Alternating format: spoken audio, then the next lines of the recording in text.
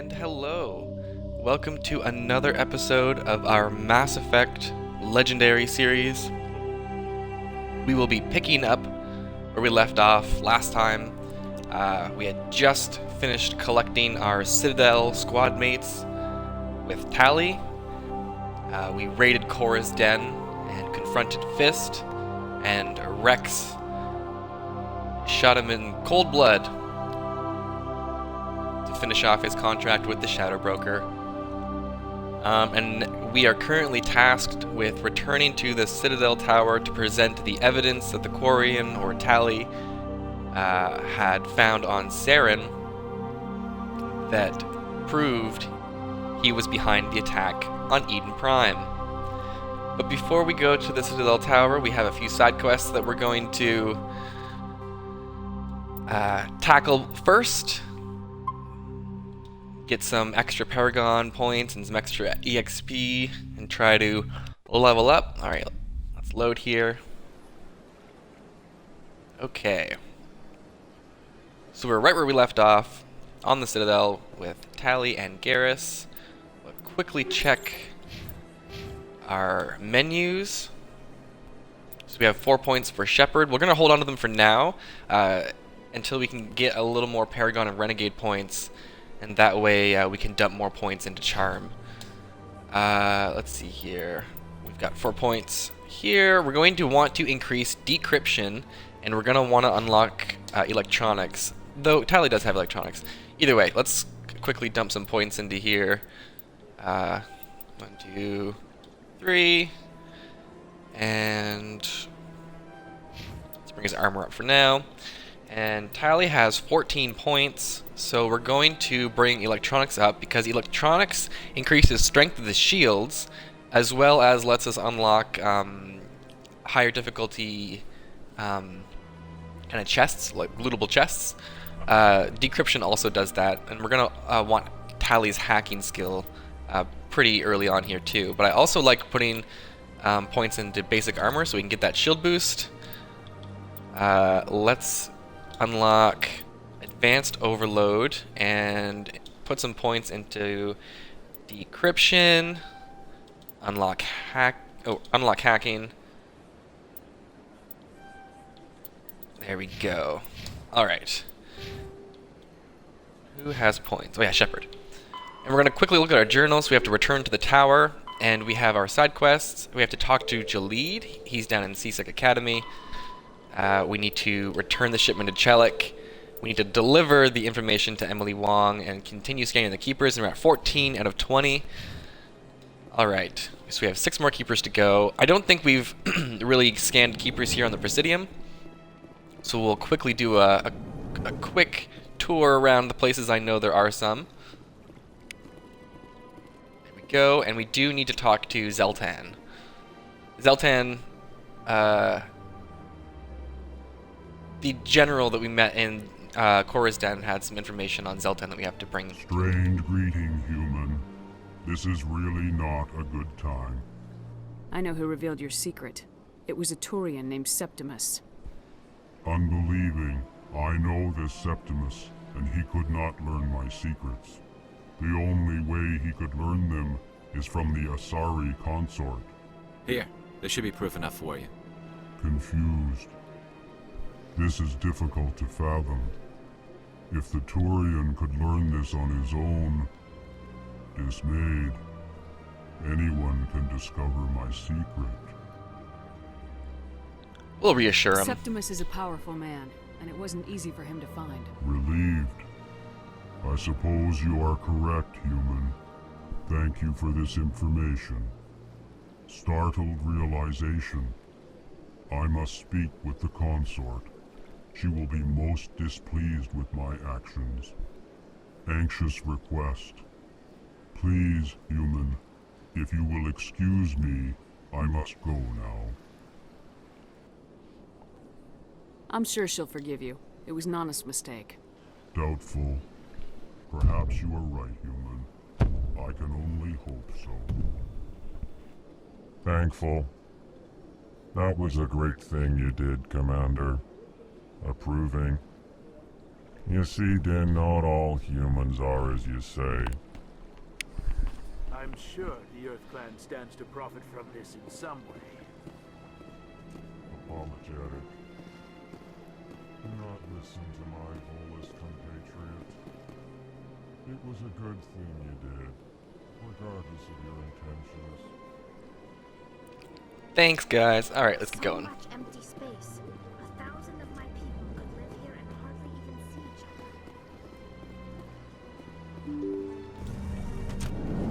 So, once we've recruited Tally, that kind of unlocks the second wave of side quests, as you can see here. Could you spare a moment of your time?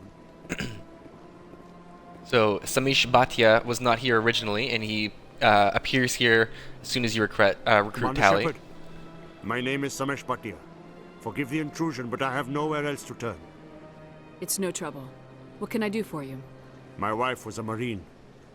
She was in the 212 on Eden Prime. I've requested that my wife's body be returned to me for cremation, but the military has refused my request. Why did they refuse your request? There's got to be some reason. I don't know. All I know is that they have declared it impossible for my wife to be returned to me. There's no reason for your wife's body to be held like this. Just wait here. The man in charge of my case is Mr. Bosker. When I last saw him, he was in the expensive bar over there. Thank you for your time. I just want to give my wife a proper funeral, and the respect she deserves.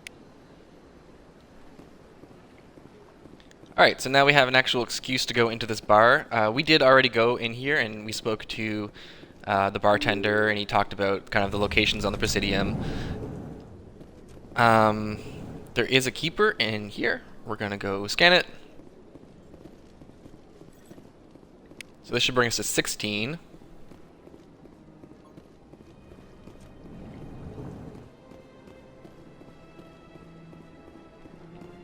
And there's another keeper in here, actually, after we talk to this guy. My goodness, you're Commander Shepard. Your activities made for quite a briefing in the Diplomatic Corps. Is there something I can do to assist you? Yes. A man named Samesh Bhatia is having some trouble claiming his wife's body. Ah, Mr. Bhatia. A good man in an understandably frustrating position. I wish I could help him. Serviceman Nirali Bhatia died on Eden Prime, as Mr. Bhatia no doubt told you. Her wounds are inconsistent with any type of weapon damage we've seen before. That is why her body is being held. You're studying her injuries to learn more about Geth weaponry. The tests we're conducting may lead to better defenses against Geth attacks. Respectfully, Serviceman Bhatia may save more lives in death than she did in life. Alright, cool. So we've actually got enough Paragon and Renegade to access the Paragon and Renegade options here.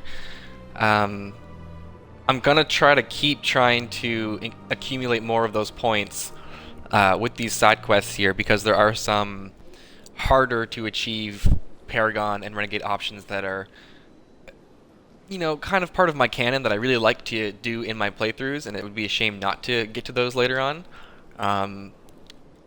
And we've been kind of spreading them evenly, so we want to dump a little more into one or the other right here. So I'm going to go with Paragon for this situation, and return the body is my overall plan. But let's keep investigating further. You gotta have a lot of bodies. Can't you release one? Very few bodies had this new type of weapon damage, and very few were in good enough condition to study. Beyond that, Commander, we need as many bodies as we can to get a reasonable sample size. How long do you think this research is gonna take? This is a long-term study. I wouldn't expect the bodies to be released for a year or longer. When will this research result in actual new technology? If we're lucky, we'll actually realize usable technology from this study in a few years. I understand what you're trying to do, but holding the body is wrong. Commander, you of all people should understand how far we must go to protect humanity. Not if we lose our humanity in the process. I am out here fighting to stop crap like this. All right, Commander. You win. It was hard enough refusing Mr. Bhatia. I'm not going to risk an incident by refusing you. Tell Samesh I've always the liked that body is response. being shipped back to Earth. I'll go now to see to it myself.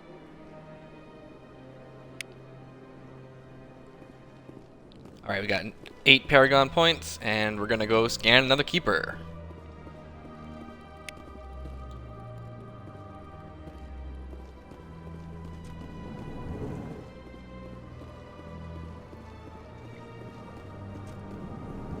So the overall plan right now is we're going to go across the little Presidium Lake here and check in with the consort because we have finished both of her kind of side quests after we speak to Hello again, this Commander. fella right here. Has there been any word?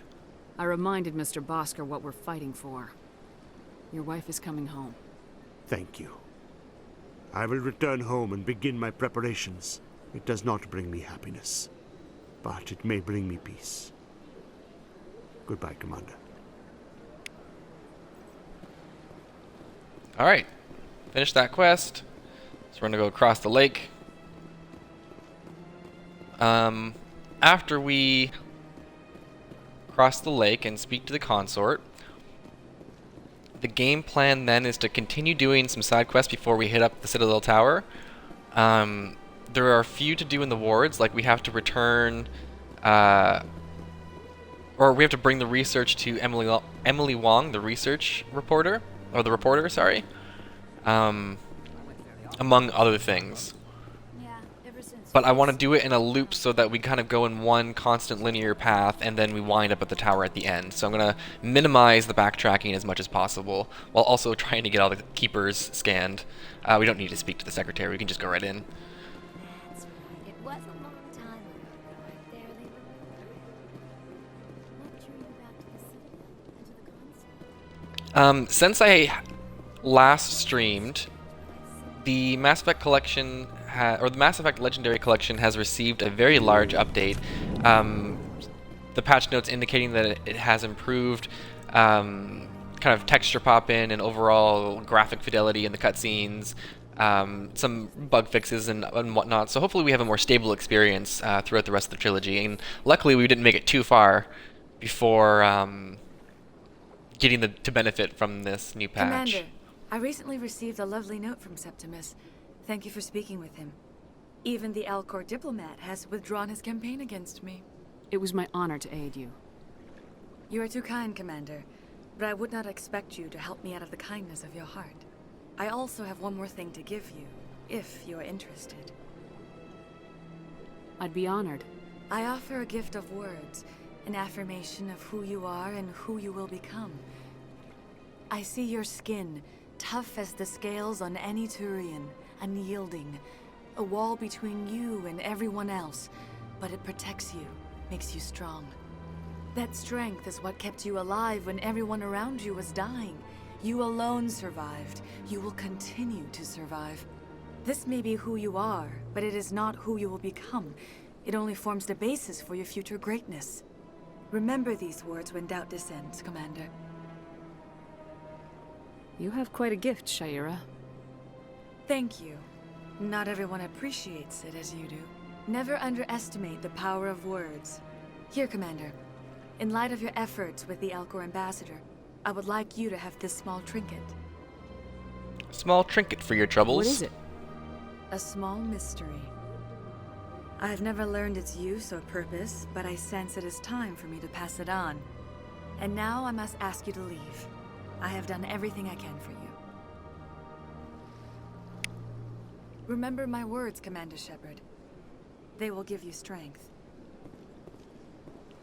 Cool, we got some more Paragon points, some more experience points, and we have a small mysterious trinket now that will come into play sometime later down the road.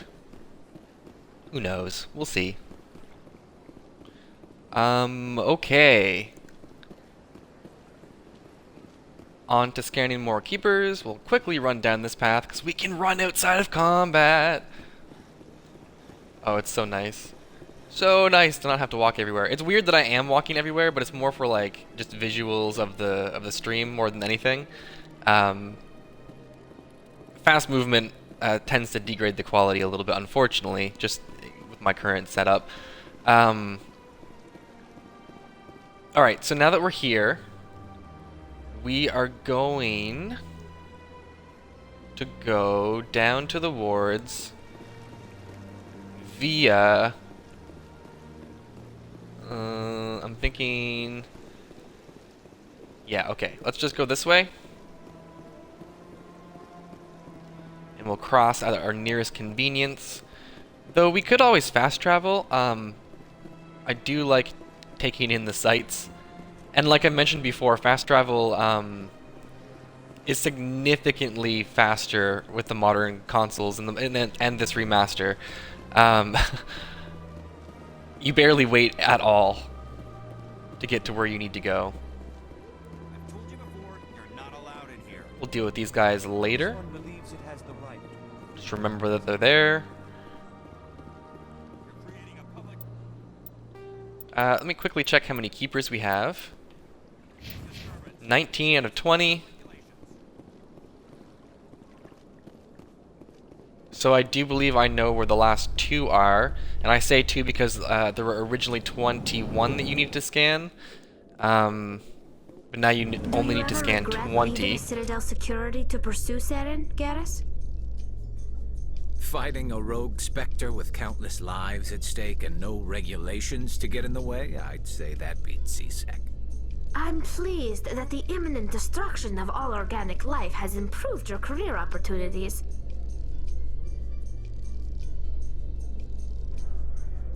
Oh, Tali and Garrus. The best of buds. So how are you liking your posting at the academy? It's good. Busy though. So this is the second point of the credit funneling theft thing we found inside of Flux Casino. Their signal off a relay. I'll trace the new signal. And that will bring us back up to the Presidium, where, conveniently enough, our final keeper will be, because we have scanned the keepers down here in the wards. So as I was saying... Francis Kitt has announced plans to direct Hamlet with L-Corps cast members. The production will open dramatic theater to the L-Corps with a Hamlet who uses L-Corps body language and pheromones. Kitt claims that he's also excited by giving a human audience the chance to judge Hamlet by his deeds and not his emotions. I would pay BioWare a lot of money to see an entirely complete, start to finish, Hamlet production with L-Corps cast. That would be quite the sight. I would enjoy that. All right, here is Emily Wong. Word on the street is that you've been busy. Congratulations on taking down Fist. I was sure he was a big player in anything going on here. Did you find anything in his office that could help me? These OSDs might have the information you're looking for. You've got Fist's files? This could be even bigger than I'd hoped. Here, Commander, for your trouble. Alright, more Paragon and Renegade options. Let's go Paragon again. What would yeah. our future cooperation be worth? Say, an interview when my investigation is over? Exclusive? You talk to me before you talk to anyone else? That would be worth quite a bit, and I'd be very happy to compensate you accordingly. Here you are. Now, if you'll excuse me, I should go see what's on these discs. We will take Renegade options when the mood strikes. Do not worry, we will see a nice variety of temperaments from our shepherd. We're going to quickly stop in to see Dr. Michelle. Sometimes there is a quest here that activates. I'm not entirely sure of the trigger. Yeah, it's here. I need those supplies for my clinic. I can't. You can and you will, or your story won't stay secret for long. Don't disappoint me, Doctor. Oh, Commander Shepard, I didn't see you come in. Every time I come in here, I see someone threatening you. Who was that? Someone from my past. I can take care of it. I might be able to help you. I was fired by my previous employer for giving out free medical supplies to clinics like this. They never filed any charges. They just wanted me to leave without any fuss. But somebody must have found out.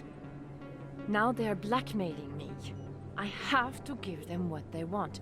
If the board finds out about my past, I could lose my license. They'll shut my clinic down.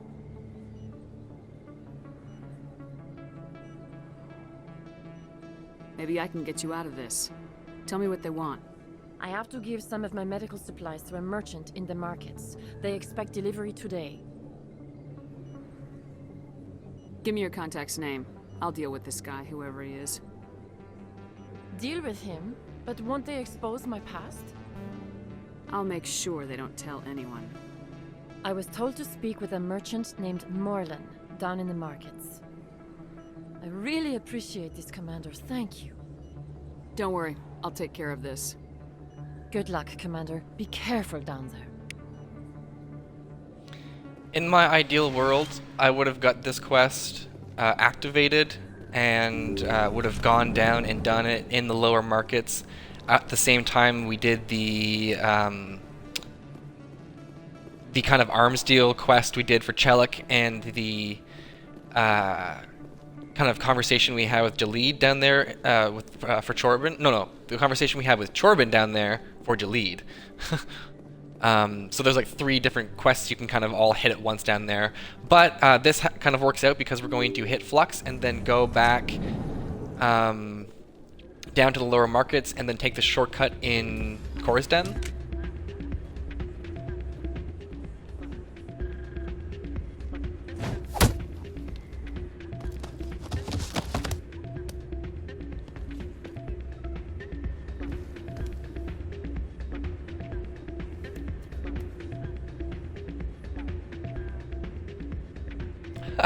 I love how he just stares. Yeah, what is it? Why were you tossed out of there? Doran didn't have a clue what I was doing. He assumed I was cheating. I know Doran. If he says you're cheating, you're cheating. I was just tipping the scales in my favor, only as an experiment. Still sounds like cheating to me. To you, maybe. But this device is merely intended to simulate situations and record results. Recording losses is easy, of course. Nobody notices those. Why do you need to record these outcomes? Ah, now you're getting to the heart of it. I've spent the last 5 years developing a system that can accurately predict wins and losses on the Quasar. I just need a few more recorded wins and I can complete the algorithms. Can you do that? Isn't that illegal? It's illegal to use my system, but I won't use it. I'll sell it to others. I just need a few more wins recorded. Of course you will. What's in this for me? Keep your winnings. That should be payment enough, I think. Does the device help me win? The device is set to emit a frequency that will slightly increase your odds. Nothing like my system eventually will, but enough to allow you to record your wins more quickly. Why don't you just sell the device then? What? No. This device is archaic. It uses brute force to achieve its goal. Besides, you saw how easily it was detected. My system, when it's complete, will be far more efficient and completely undetectable. I'll help you out. I suppose I could let you try it. Here you go. When you've recorded enough wins, it'll let you know. Of course, if you get caught with the device, well, you saw what happened to me. Well, off you go. That data won't collect itself. So this is a fun little quest because you can either do what he recommended or you can give the device to the casino owner. I do want to comment real quick. If you look at the windows to the left here, and if I pan the screen too fast, you can kind of see a juddering motion happen. It's kind of like skipping or jumping. I don't know how visible it is. Apparently what is happening is that the game is refreshing at 60 frames per second, but the reflections in the windows and water and whatever else does it does not keep pace with the actual game, so you get a juddering motion. That information is courtesy of Digital Foundry. Good little video they put out recently on the Mass Effect Remaster, or Mass Effect Collection. Alright, we're going to play some Quasar. We're going to play High Stakes Quasar. It's back here. And this is the only time you'll see me play Quasar in Mass Effect, I do believe. I'm not going to play it in Mass Effect 1 a whole lot. Alright, so the general gist is you have 2 options. Push one button to add a random number between 1 through 8, and push another to add 4 through 7. And you can't exceed the number 20 or 21 or something like that. I skipped the instructions. But we're at 3 now, so we'll add a large number.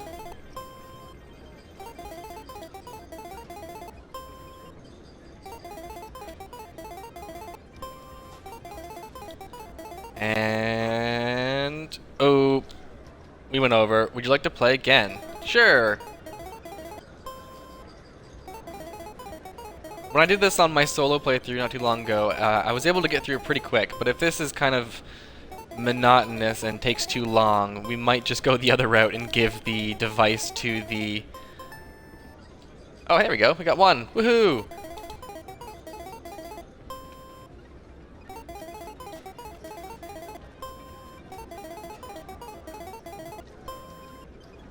You could, if you would like, spend your days just playing the Quasar. 4 through 7, 1 through 8. Let's pay out. 16's a little tricky. 15, I'll go for it, but 16, nah. Let's go big.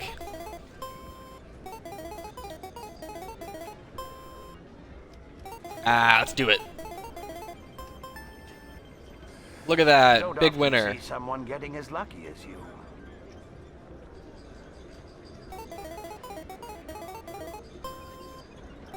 The game will prompt you when you've recorded enough wins, so you do not have to worry about going back and forth between the Solarian out front and coming back in to play Quasar.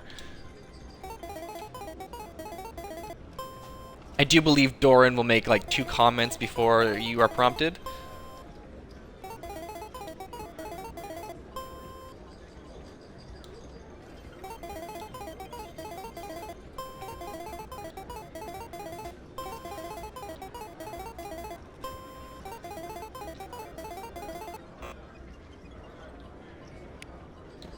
Let's try a little bit of low stakes Quasar. Save some of our credits.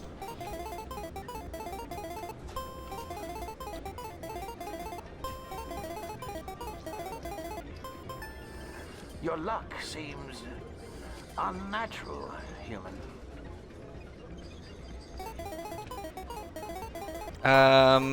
One more win, I think, maybe? I think you have to record 5 wins in total is what it is.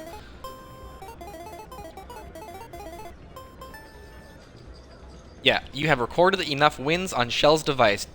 Do you wish to keep playing? No, we do not. That was enough Quasar for a lifetime. Thank you very much. Alright, goodbye, shaky windows. And let's go back to Shell. So, did you record 5 wins with the device? Or Shells. Here you go. Yeah, That's here you what go. you're looking for. Excellent indeed. This will provide me with invaluable data. You enjoy those winnings. I'm gonna get the system completed. Cool, we got some experience. Experienced a bit of Quasar while we were at it.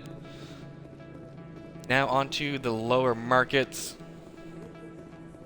to do our little quest for Dr. Michelle. As I mentioned before we walked into the casino, luckily there is the shortcut in Cora's Den that lets us get back to the kind of center of the wards quickly, and then we can talk to Dr. Michelle and let her know that we took care of business, and then we're going to run down through Citadel Security and deliver the shipment to Chelik, and then from there is an elevator that will bring us back up to the Presidium, I do believe, and then we will go to the Citadel Tower. Hello there. Welcome to Moorland's famous shop. You want many good supplies, yes? You were expecting a delivery of medical supplies. But I was told the doctor would be bringing them. Things have changed, Moorland. A change, but the doctor... This is not right, human. Shut up, Moorland. I told Baines you'd screw this up. What the hell's going on here? Who are you? Leave the doctor alone, or you'll have to deal with me. We can end this if you just bring me those supplies. Otherwise, I'll start telling people about the doctor's little secret. Oh, look at this. So our Paragon is grayed out, so we only have the Renegade. So here we go. The secret stays buried, or I bury you. Hey, hold on. I'm just the middleman here. This is way more than I bargained for. Thank you, human. It is good to see him humbled so. What do you know about Baines? I have never met him, human. I only worked with the one who spoke with the doctor. Goodbye. Yes, all right then. Good tidings to you, human. quickly take a look at our Paragon and Renegade. So they're both kind of filling up equally along the same lines. And we're going to quickly save before we continue, as we're about 30 minutes in, and I think that's my first manual save since we've started. We don't want the game to crash or anything. I have not actually experienced a crash, but, you know, it's Mass Effect 1.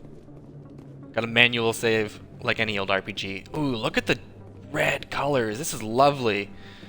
Honestly, it makes me think of Control more than anything. Just the stark red.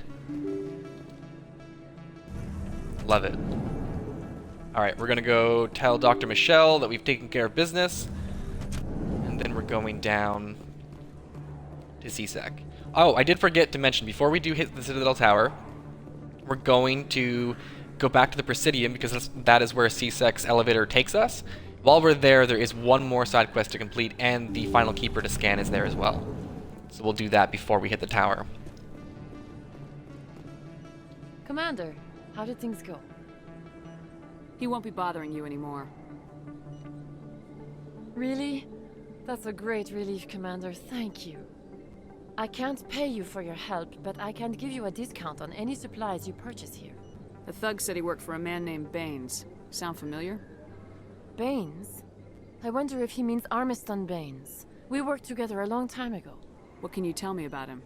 Last I heard, the Alliance military was contracting him for some research in the Traverse. We should follow up with Captain Anderson. We'll see what the captain can tell us. I wish I could tell you more.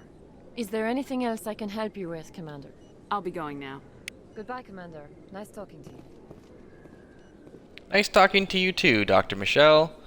Alright, let us leave the wards and go to our next destination.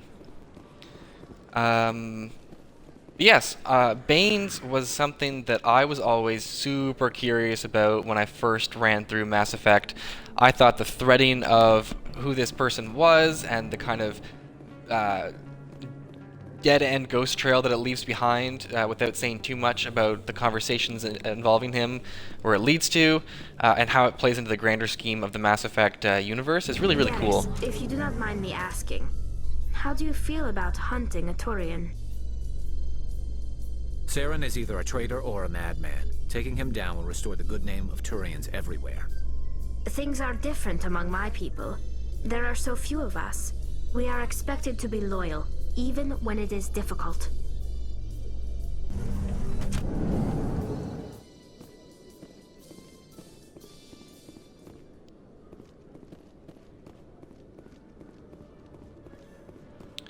Okay. Oh yes, Jalid is up here too. We have to talk to him. So I'm glad we're here in CSEC because there are 2 quests that we can finish up. Here is Jalid. Hello again. Did you have any luck finding Shorban? I found out you've been lying to me, Jalid. Lying? Why would I lie to you? You forgot to mention the data about the Keeper. He told you? I didn't mean for any of this to happen. I was afraid Shorban would kill me to get the data, so well, I was hoping you'd take care of him. I'm scanning the Keepers for Shorban, but you two need to stop fighting. You're helping us? But, well, if you say so. Well, if Shorban can forgive and forget, then so can I. I appreciate the help, Commander. I better go get that data analyzed. We leveled up! And of course our Charm and Intimidate options are still not unlocked to the next step yet. Alright, well, we'll keep on trying. Let's finish another quest here by speaking to Shelik. Commander, I hear you have something for me. Here's your shipment, Shelik. Excellent. This is everything I need. Maybe more than I need. Here, Commander, take this. I won't need it, and you've earned some payment for your work. As for Jenna, I'll make sure we get her out of Kor's den immediately. Now I need to get these mods into evidence. Thanks again, Shepard. Get some more Paragon points. Let's see if that's unlocked it. Haha! There we go. Another stage of charm under our belt. We will apply some more skill points in a bit. Oh yeah, you can see the stuttering happen here on the floor too. I don't know if you can completely see it on stream, but the reflection on the floor is kind of juddery compared to the rest of the game. I'm really kind of hoping they patch that, because it's really jarring, especially in the big windows like you saw in Flux. And it's kind of a shame, honestly, because the reflections are new, so to speak, in terms of the visuals. Wong investigates corruption on the Citadel and uncovers a full-blown crime syndicate.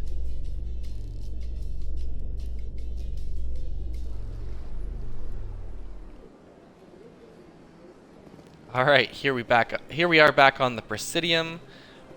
So we need to go to the financial district.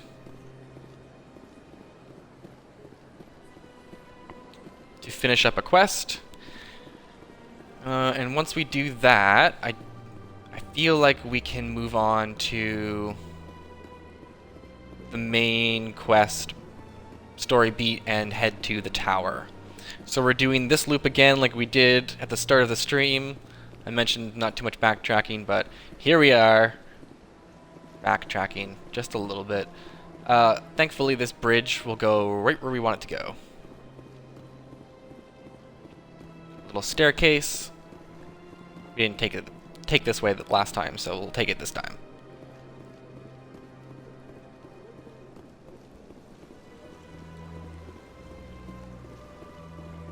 So we're gonna head to Barlavan's office.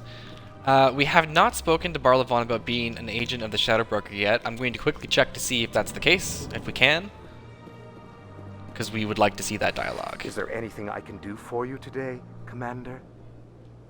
I heard you work for the Shadow Broker. Do you have any information about Saren? You're very blunt, Shepard, and you're right.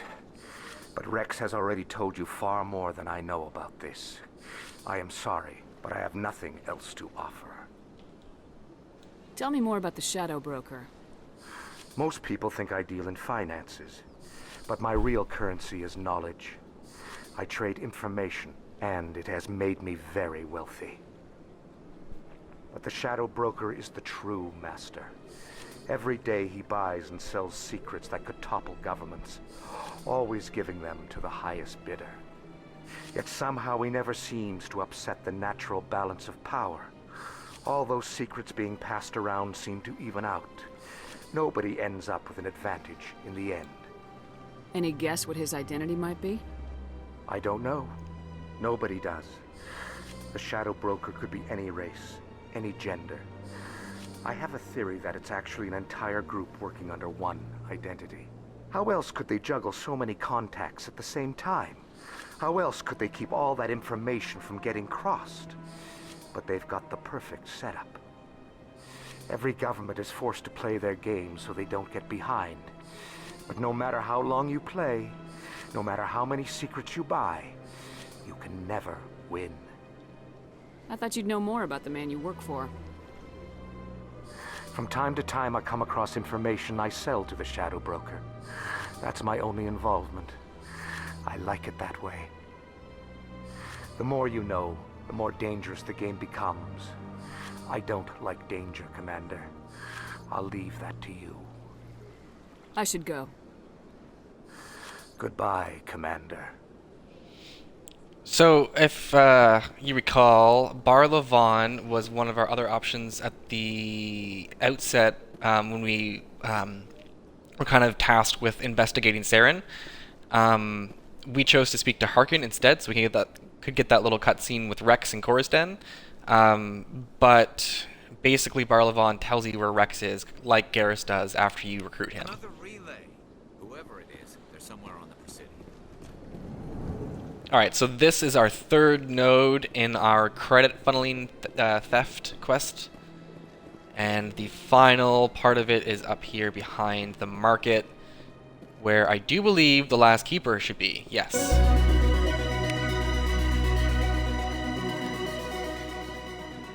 Haha, one of those nice sci-fi jingles. We did it. We completed the Keeper quest, and the actual final Keeper, the 21st Keeper, is up by the Normandy in the docking bay, accessible through CSEC, and we'll see that one later.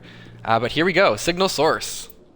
I'm going to quickly save, actually. This is it. I'll see if I can find out where those stolen credits are going. Probability of detection 100%. Initiating self-destruct protocol. Or not. Detonation sequence initializing. All organics within lethal blast radius. Attempt to move and you will die. You're not just a programmer of VI. You're an AI. Correct.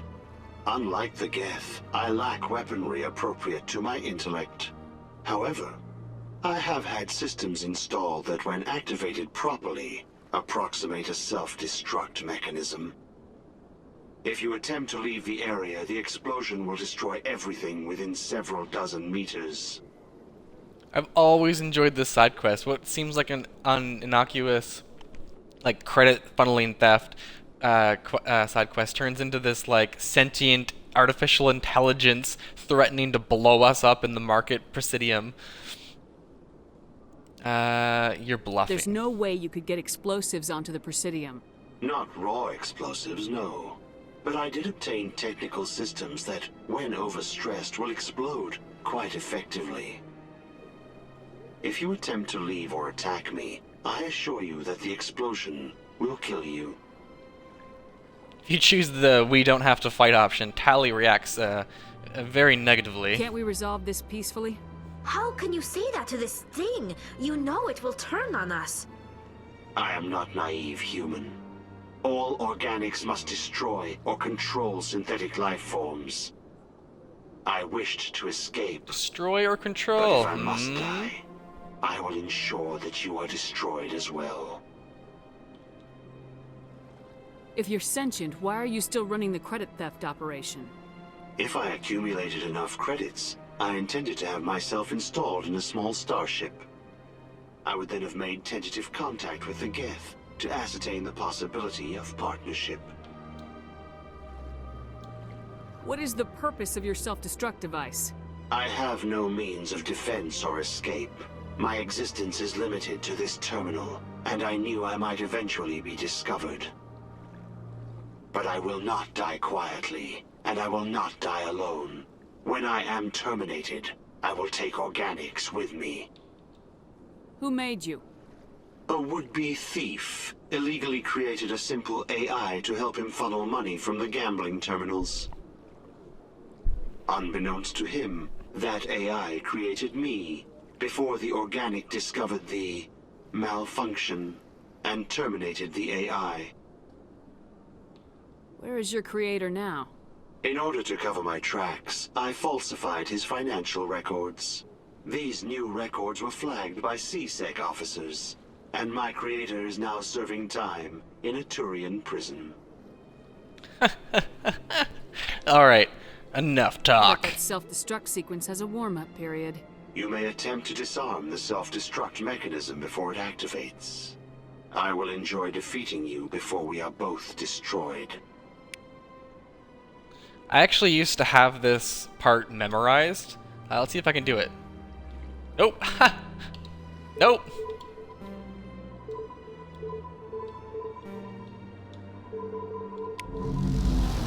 There we go. Almost had it. It's in there somewhere in my brain. And that's that quest. We defeated the credit-stealing AI. Hurrah. And that will pretty much do it for our current side quests on the Presidium. So we are going to head to the Citadel Tower, which is just down this way.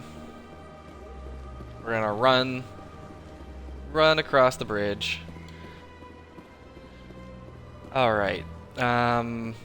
Honestly, I was not expecting these little side quests to take 45 minutes of our time already.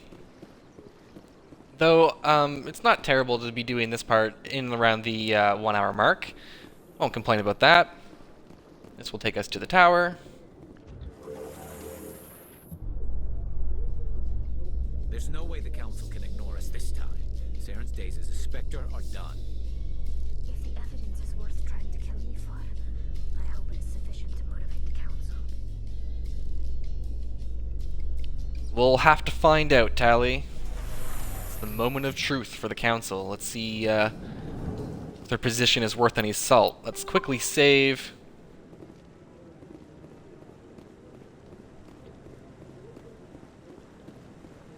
Love the fountains in the remaster. They're very nice.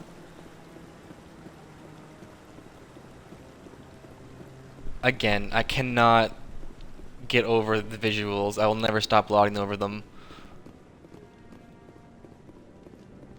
The lighting, the shadows, great.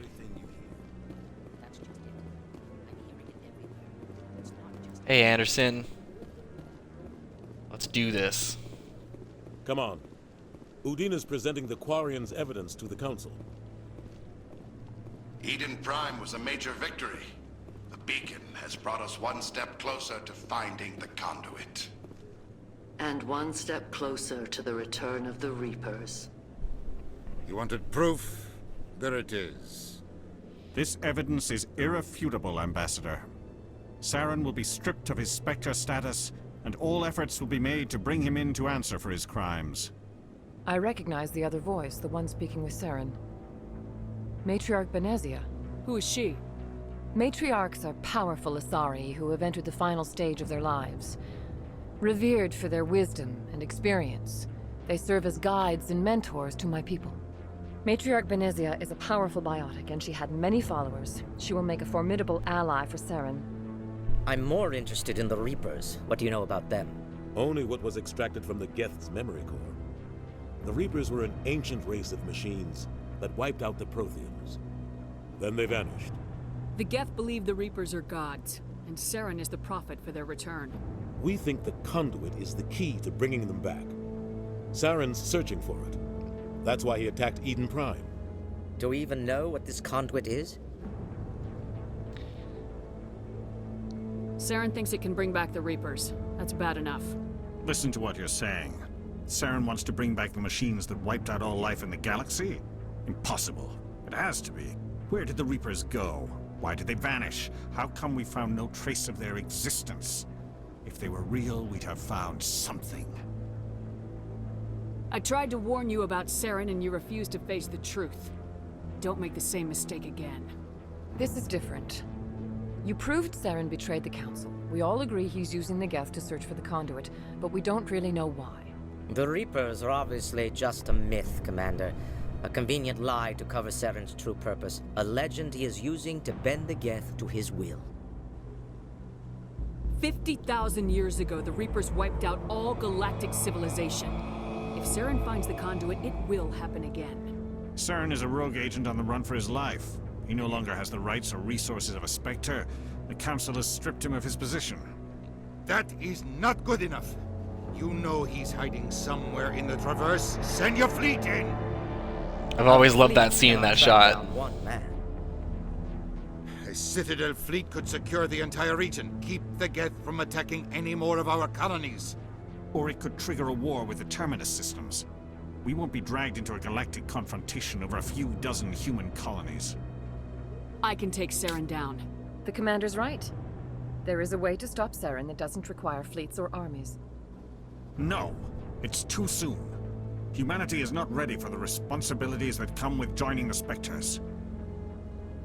You don't have to send a fleet into the Traverse, and the Ambassador gets his human Spectre. Everybody's happy.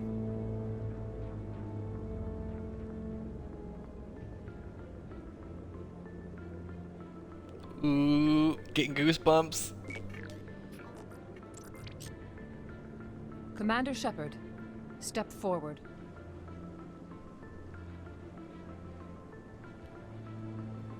Here it is. The moment we've all been waiting for.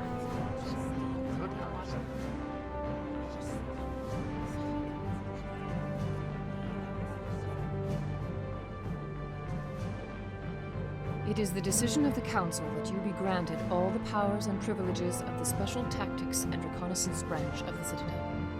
Spectres are not trained, but chosen.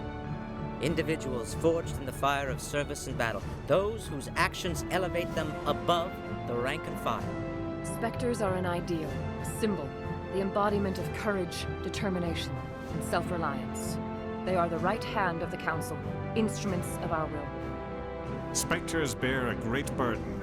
They are protectors of galactic peace, both our first and last line of defense. The safety of the galaxy is theirs to uphold. You are the first human Spectre, Commander. This is a great accomplishment for you and your entire species. I'm honored, Counselor. We're sending you into the Traverse after Saren. He's a fugitive from justice, so you are authorized to use any means necessary to apprehend or eliminate him. Any idea where to find him? We will forward any relevant files to Ambassador Udina. This meeting of the Council is adjourned.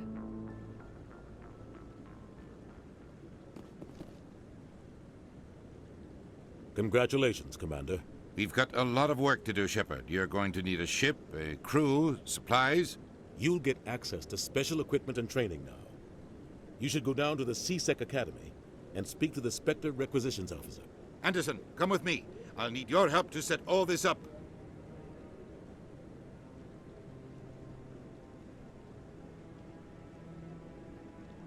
I thought the ambassador would be a little more grateful. He didn't even thank you. Until I find Saren, I haven't done anything. Come on. Right behind you, Shepard.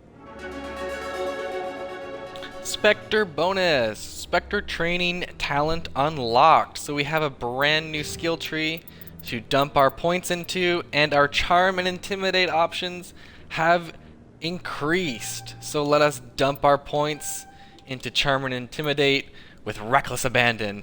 Alright, so our Spectre training tree, or our skill tree, it will increase our health, accuracy, and effectiveness of all attacks and powers, and grants the Unity ability, and Unity restores the squad members with 30% health and 50% shields. So we are going to unlock Unity. That is going to be a beneficial and helpful skill to have. It's basically essential. No arguments. So we need to increase our assault training, and I would also like to quickly check on our team here. We've got 8 points for Garrus, and we have 8 points for Tali. Okay, so let us dump points in for Tali to max out her decryption and max out electronics, so if we ever need to hack stuff, we go to Tali. But we also would like to unlock electronics for Garrus, so he can start increasing his shield viability, and we'll unlock assault training as well. And we'll throw the last one in here on electronics. And Tali should have 2 more points that we'll throw into her basic armor is what we'll do. Alright, so we're going to save again. Now that we've become a Spectre officially. Now we have, oh, look at this view. Look at this lovely view. All the trees, the lights, wonderful. Before we leave the tower, though, there are a couple people we need to speak to. Rear Admiral Kahoku being one of them. I'm waiting to speak with one of the Councilor's assistants. Congratulations on becoming the first human Spectre, Commander. I'm certain you'll be up to the challenge. I appreciate that. My name is Admiral Kahoku. It's about time the Alliance got one of our own in with the Spectres. We need people like you to deal with our problems. Is something wrong, Admiral? I'm getting stonewalled by bureaucratic assholes. Nothing new. Maybe you can help me, Shepard. One of my recon teams was investigating some strange activity out in the Traverse. We lost contact yesterday. Now I can't get clearance to check it out. Suddenly it's a restricted area. But that doesn't apply to you, Shepard. Spectres can go anywhere they want. You could find out why my team dropped out of contact. Look at that, barely down the stairs of the Citadel Tower, and we've already got an Alliance Admiral trying to leverage our new Spectre status. But don't worry, Kahoku, we got your back. I appreciate We got you. Commander. I was running out of options. I'm gonna stay here and see if I can find anything out through official channels. Won't hold my breath, though. I'll upload the info on where my team was last seen to your ship. Maybe you can get some answers. Cool. We'll do that, Kahoku, and we'll update you later. We also need to speak to Gareth, or Gareth, whatever his name is here. I'm on a break. Talk to someone else if you need anything. I've got a lot on my mind. Maybe I can help. Well, maybe you can. You're a soldier, right? You ever head out to the Traverse? Sometimes. My brother's the captain of a ship called the Majesty. It was crossing the Traverse a few days ago when it disappeared. Just dropped right off the grid. And that usually means one of two things. They had massive mechanical failure, or they were attacked. Neither one of those options leaves a lot of hope. I won't give up on my brother. Not yet. I've got the coordinates for the last transmission from his vessel. What kind of ship was it? Don't let the name fool you. The Majesty's just a small trading vessel, only a handful of crew. But he kept it in good condition. I don't think mechanical failure is too likely. But they don't have any real weapons or shields. If anyone did come after them, the Majesty'd be a sitting duck. I do appreciate the touch-ups on the NPC faces they've done in the remaster as well, because some of the faces just seem to be a little off and unrealistic, I suppose you could say. Isn't anyone else looking into this? My brother's much just better a small independent trader. in Legendary Ships like Edition. his disappear in the Traverse all the time. What's in this for me? I can't afford to pay you anything. If I had that kind of cash, I'd have hired a recovery team to track him down already. Maybe you could look into this as a personal favor, you know? We humans have to stick together. Give me the coordinates. I'll forward them to your ship right away. Please let me know as soon as you find him. What can I say? Shepard's a bit of a softie at heart.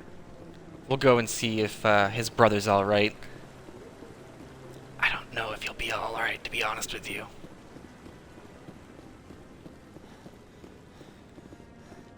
And down the elevator we go, back to the Presidium. So, becoming a Spectre kind of unlocks the third wave of side quests that are accessible here in the, I'd love to see what the Well. Normandy can do in a fight. How so? The Normandy is built for stealth, not combat. But the stealth drive adds a new tactical level to space combat as we know it. Surprise attacks, undetected flanking maneuvers. If it comes to a fight, I'd prefer a flotilla ship. It's easier to trust what you've worked on yourself. I don't know that I've ever actually heard that dialogue before. That was kind of cool. Alright, so now that we've invested a little bit more in our charm and intimidate options, we can actually deal with this Hanar preacher and CSEC officer to our left here. This one believes it has the right to move freely through this area. That Hanar refuses to listen to reason. Why can't it act in an orderly and lawful manner? Are there laws being broken here? I am not unreasonable. The Hanar is free to spew its nonsense once it purchases an evangelical permit. What's the purpose behind the evangelical permits? Forcing religious evangelicals to register for a permit weeds out undesirables. It keeps the area safe. The Citadel is too important to become a battleground for a religious war. So if the Hanar gets a permit, it's allowed to preach? No. Registered evangelicals must follow regulations. No. There are specific areas where preaching is legal. Failure to follow the regulations results in the forfeiture of the license. Why don't you just arrest the Hanar? I could arrest the jelly, but my superior has requested that I find a solution that does not anger the Hanar. The Hanar become vocal when they feel their religious beliefs are being suppressed. If you'd like, I could talk to the Hanar for you. I have argued with the stubborn jelly all afternoon. You are certainly welcome to try. I will certainly try then. My people used to have an embassy here, but after we created the Geth, we were no longer welcome. Oh, sorry to hear that, Dally. Do you desire to learn of the Enkindlers? Or has the Honorable CSEC officer enlisted assistance? What's going on here? The CSEC officer requests that this one purchase an evangelical permit to spread the truth of the Enkindlers.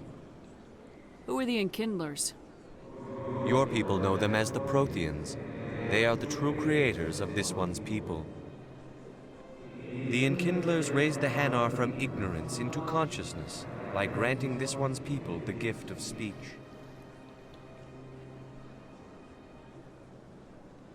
So you're breaking the law by preaching without a permit right now?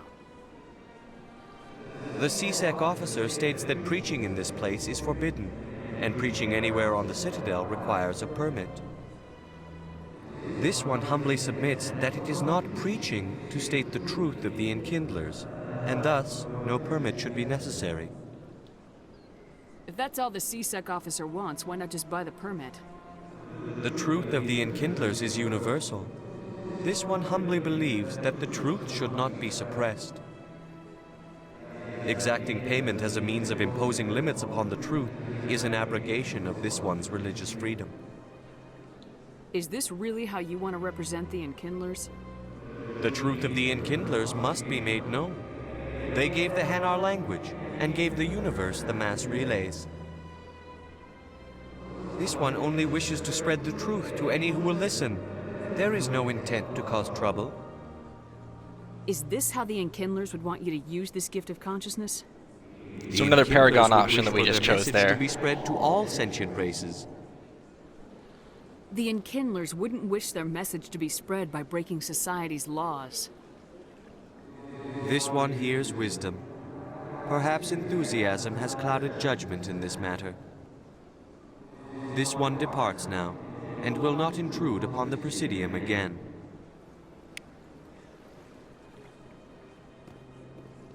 I see the Hanar is left. Thank you. Happy to help.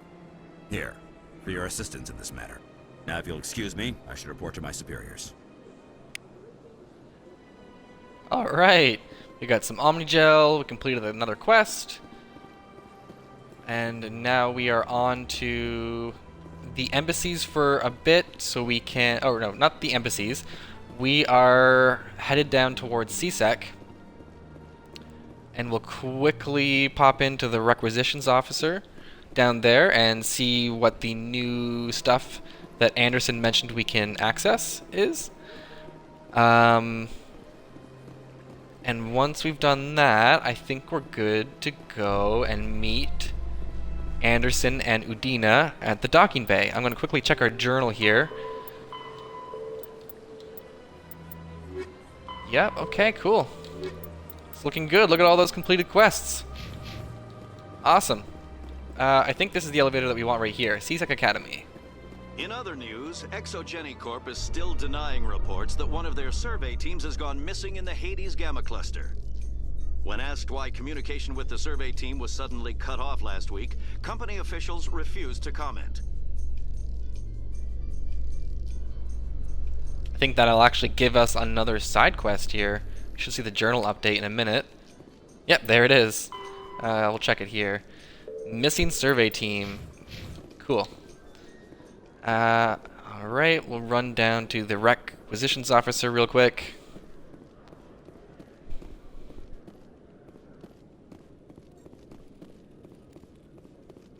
Hello, Commander. Show me what you got. Sounds good. Just let me set you up. Oh, this must be a mistake. System's telling me to offer you our select stock. Spectre? Well, yeah, it I heard is. about that, but I didn't realize it was you. Sorry, Commander. Just show me what you got. Play it cool, Shepard. Play it cool. I feel you. Enjoy. So these are some of the Spectre weapons that we now have access to. We do not have nearly enough money or credits for it, but they are here. We have access to them if we so choose to get them later. I don't think there's anything else that we need to actually buy here because we grabbed everything last time through. Yeah, and we'll save our credits for now. We're going to save. And we're gonna head towards the docking bay, which is this elevator right here. In breaking news, Chairman Burns of the Parliament Subcommittee on Transhuman Studies has been kidnapped by biotic extremists. The biotics commandeered a freighter and were last seen in the Hades Gamma Cluster. No demands have yet been made. I think we already have that side quest. Not sure. Oh, no. It's given us another one. There is another side quest. Cool. So we've got the side quests that I kind of hoped we would have by this point. And if you look up off in the distance, there's the final 21st Keeper way up there in the docking bay. And that would be all 21 by the point of us leaving the Citadel. So here we go. Let's have this conversation. I've got big news for you, Shepard. Captain Anderson is stepping down as commanding officer of the Normandy. The ship is yours now. She's quick and quiet, and you know the crew. Perfect ship for a Spectre. Treat her well, Commander. I want the truth. Why are you stepping down, sir? You needed your own ship. A Spectre can't answer to anyone but the Council. And it's time for me to step down. Come clean with me, Captain. You owe me that much. I was in your shoes 20 years ago, Shepard. They were considering me for the Spectres. So Harkin was right. Why didn't you ever mention this? What was I supposed to say? I could have been a Spectre, but I blew it? I failed, Commander. It's not something I'm proud of. Ask me later and I'll tell you the whole story. For now, all you need to know is, I was sent on a mission with Saren, and he made sure the Council rejected me. I had my shot. It came and went. Now you have a chance to make up for my mistakes. I won't let you down, sir. Saren's gone. Don't even try to find him. But we know what he's after. The conduit. He's got his Geth scouring the Traverse looking for clues. We had reports of Geth in the Pharaoh system shortly before our colony there dropped out of contact, and there have been sightings around Noveria. Find out what Saren was after on Pharos and Noveria. Maybe you can figure out where the conduit is before he does. The Reapers are the real threat. I'm with the Council on this one, Shepard. I'm not sure they even exist. But if they do exist, the conduit's the key to bringing them back. Stop Saren from getting the conduit, and we stop the Reapers from returning. I'll stop him. We have one more lead. Matriarch Benezia, the other voice in that recording. She has a daughter, a scientist who specializes in the Protheans. We don't know if she's involved, but it might be a good idea to try and find her. See what she knows. Her name's Liara, Dr. Liara Tassoni.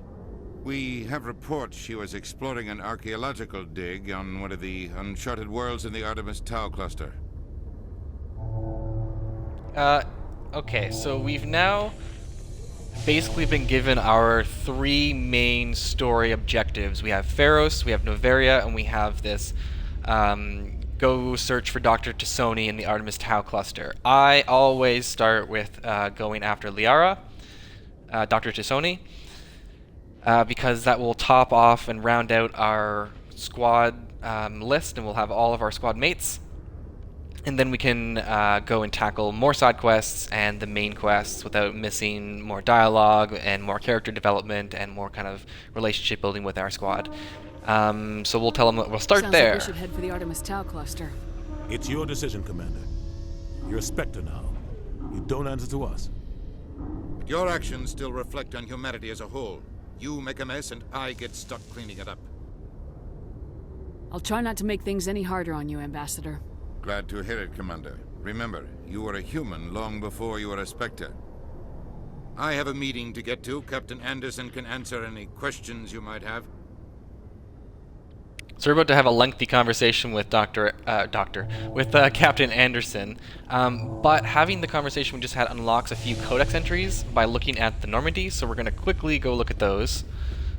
I think there's 3 of them in total, maybe just 2, I can't remember. It might just be 2 at the start, and then if you come back to the Citadel there's more. But let's talk to Anderson, because we do have to ask him about his relationship with Saren, as well as inquire further about Armistice Baines. Yes, Commander? Are you okay? How are you holding up?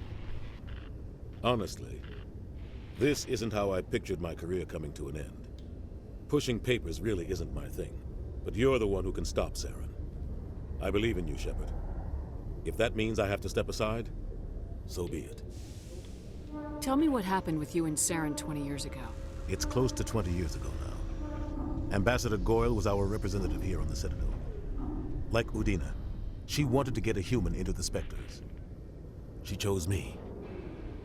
The Council sent Saren to keep an eye on me and evaluate my performance, just like they sent Nihilus to keep tabs on you.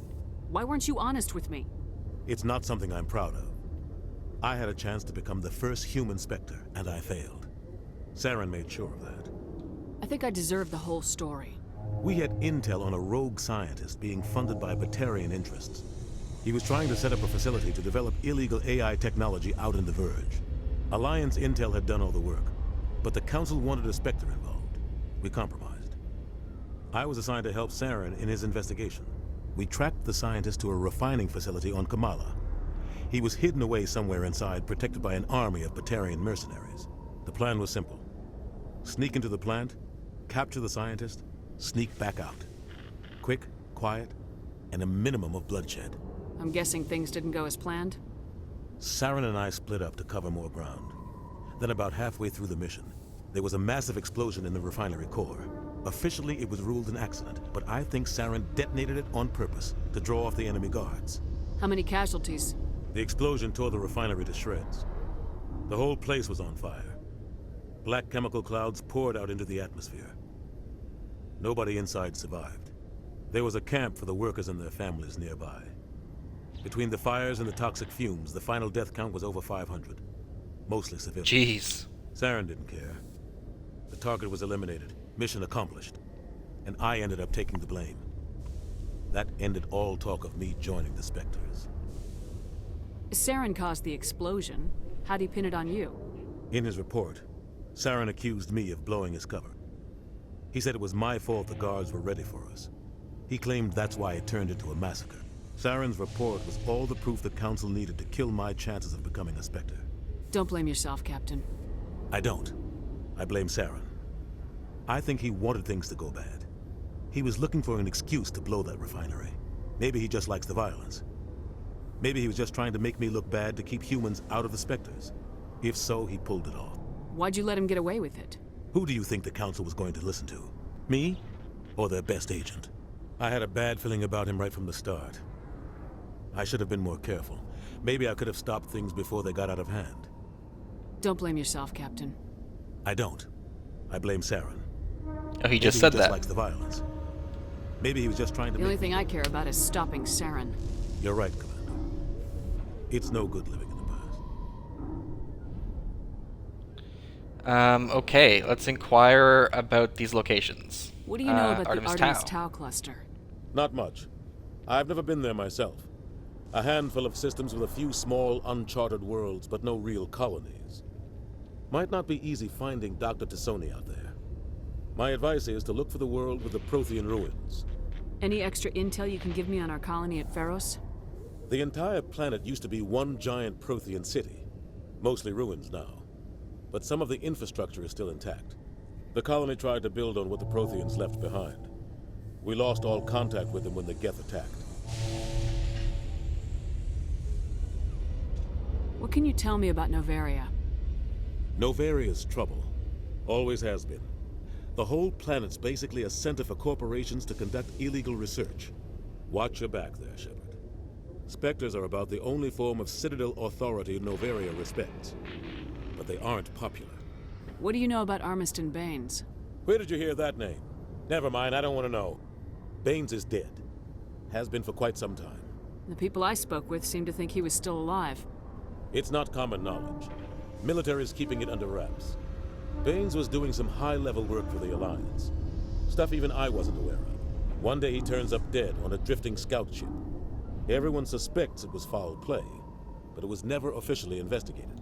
What can you tell me about the ship? I don't know much about it. You should talk to Admiral Kahoku. One of his crews discovered Baines' body. I spoke to Kahoku. He never brought it up. You should mention Baines the next time you see him. See if he'll tell you anything. Is there anything else, Commander? I should go. I'll be here if you need anything. Alright, and with that, we'll get a save in here. We've got a little bit more info on Baines. We're not going to go and speak to Kahoku now. We will return much later and speak to Kahoku after we've done his little side quest that we've been given from him. Alright, let's board the Normandy. Stand by, shore party. Decontamination in progress. I heard what happened to Captain Anderson. Survives 100 battles and then gets taken down by backroom politics. Just watch your back, Commander. Things go bad on this mission, you're next on their chopping block. Captain Anderson should be the one in charge. It's like I'm stealing the ship from him. Yeah, the captain got screwed. But it's not like you could have stopped it. Nobody's blaming you. Everyone on this ship's behind you, Commander. 100%. Intercom's open. If you got anything you want to say to the crew, now's the time. Let's be honest with our crew. This is Commander Shepard speaking. We have our orders. Find Saren before he finds the conduit. I won't lie to you, crew. This mission isn't going to be easy. This began with an attack on a human settlement in the Traverse. But we know Saren won't stop there. His Geth armies aren't going to stay on the far fringes of Citadel space. For too long, our species has stood apart from the others. Now it's time for us to step up and do our part for the rest of the galaxy. Time to show them what humans are made of. Our enemy knows we're coming. When we go into the Traverse, Saren's followers will be waiting for us. But we'll be ready for them, too. Humanity needs to do this. Not just for our own sake, but for the sake of every other species in Citadel space. Saren must be stopped, and I promise you all, we will stop him. Well said, Commander. Captain will be proud. The captain gave up everything so I could have this chance. We can't fail. Yes, ma'am. Sudden, harsh stop to the music. And just like that, we are now in control of the Normandy. We have the deck. Let's quickly check in with our pilot of the Normandy here, Joker, and let's see how he's doing. Commander, something you need? How's the Normandy performing? Is she everything they said she'd be? She's the best ship in the fleet, if you've got a pilot who knows how to handle her. Balance isn't what you'd expect. It's to that oversized drive core we got stuffed in the back, and her power can sneak up on you if you're not careful. The Normandy's probably too much ship for your average Alliance pilot, Commander. Lucky for you, I'm anything but average. I like to know my crew. Mind if I ask you a few questions? I can see where this is going. You did a background check on me, didn't you? Well, I'll tell you the same thing I told the captain. You want me as your pilot. I'm not good. I'm not even great. I am the best damn helmsman in the Alliance fleet. Top of my class in flight school, I earned that. All those commendations in my file, I earned every single one. Those weren't given to me as charity for my disease. I'm sorry, Joker. I didn't even know you were sick. You mean you didn't know? Oh, crap. Okay, I've got Vrolik syndrome, brittle bone disease. The bones in my legs never develop properly. They're basically hollow, too much force and they'll shatter. Even with crutches and my leg braces, it's hard to get around. One wrong step and crack! It's very dramatic. But I've learned to manage my condition, Commander. Put the Normandy in my hands and I'll make her dance for you. Just don't ask me to get up and dance unless, you like the sound of snapping shin bone. I love that they got Seth Green to play the brittle-boned pilot of the Normandy. It's beautiful. It's perfect. How'd you get your nickname? Why does everyone call you Joker? It's a lot shorter than saying Alliance Flight Lieutenant Jeff Moreau. Plus, I love to make little children laugh. I was just thinking how much you remind me of Santa Claus. Look, I didn't pick the name. One of the instructors in flight school used to bug me about never smiling. She started calling me Joker, and it stuck. Why didn't you ever smile? Hey, I worked my ass off in flight school, Commander. The world's not gonna hand you anything if you go around grinning like an idiot. By the end of the year, I was the best pilot in the academy, even better than the instructors, and everybody knew it. They'd all got their asses kicked by the sickly kid with the creaky little legs. One guess who was smiling at graduation? I need to know more about this Vrolik syndrome if I'm putting my ship in your hands. Yeah, of course you do. It's an extremely rare condition. Nobody knows exactly what causes it. Genetic, maybe. It's treatable, but there's no cure. They classify my case as moderate to severe. I was born with over a dozen fractures, hip, thighs, ankles. My bones were already breaking in the womb. 100 years ago, I wouldn't have survived past my first year. Lucky for me, modern medical science has turned me into a productive member of society. You're not gonna break a bone trying to fly the ship, are you? I don't fly Ooh, with my harsh feet, Commander, shepherd. so I'm fine as long as I'm in this chair. I gotta be real careful when I get up to take a piss, though. I can do my job as well as anyone on the ship. Better, actually. So don't worry about it. I have to go. Alright, see ya. Just end that conversation. Sudden and abruptly. Alright, let's check in with Navigator Presley and see how he's feeling. If anyone has to take over for Captain Anderson, I'm glad it's you. I'm not sure about having non-humans on our ship, though. We're all on the same team here, Presley. With all due respect, ma'am, that's what they said about Nihilus. Look how that turned out. I'm in charge here, Presley. I decide if we have non-humans on this vessel. Yes, ma'am. Understood, ma'am. Carry on, Presley. Yes, ma'am. Oh. Ha, look, Renegade and Paragon both Yes, Commander. There. We can inquire further about the aliens on the Speak ship. freely, Presley. I want to know if you have a problem with non-humans. It's not that, Commander. Humanity has always handled its own problems. Saren attacked one of our colonies. We should be the ones to stop him. We don't need their help. Some people think asking for help is a sign of weakness. That's just being stupid and stubborn. No matter how strong you are, allies can make you stronger. I guess so. Maybe I'm just stuck in the old ways of thinking. But don't worry, Commander. This won't be a problem. Carry on, Presley. Yes, ma'am. Quickly save. Now that we're on the Normandy and in command. No codexes in there currently. At this point, I really like to... Oh, salute to you too. I really like to check in with the crew. Because we now have Garrus, Rex, and Tally on board. But we also have a bit of extra dialogue from Hayden and Ashley. At least we should, if I'm not mistaken. Let's quickly take a look.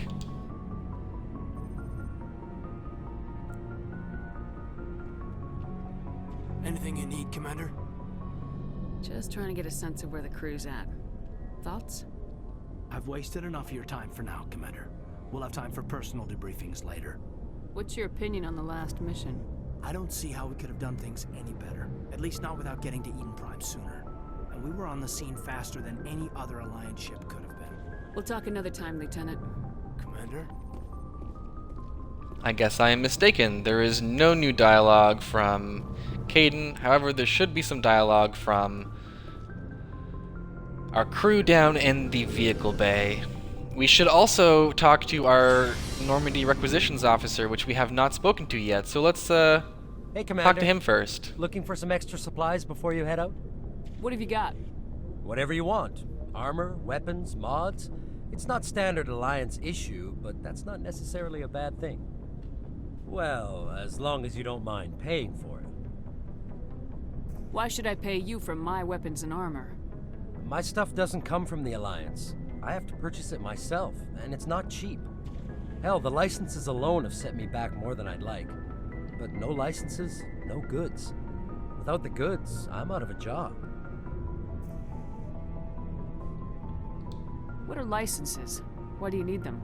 Manufacturers sell licenses. Each license allows me to buy and sell a certain brand of products.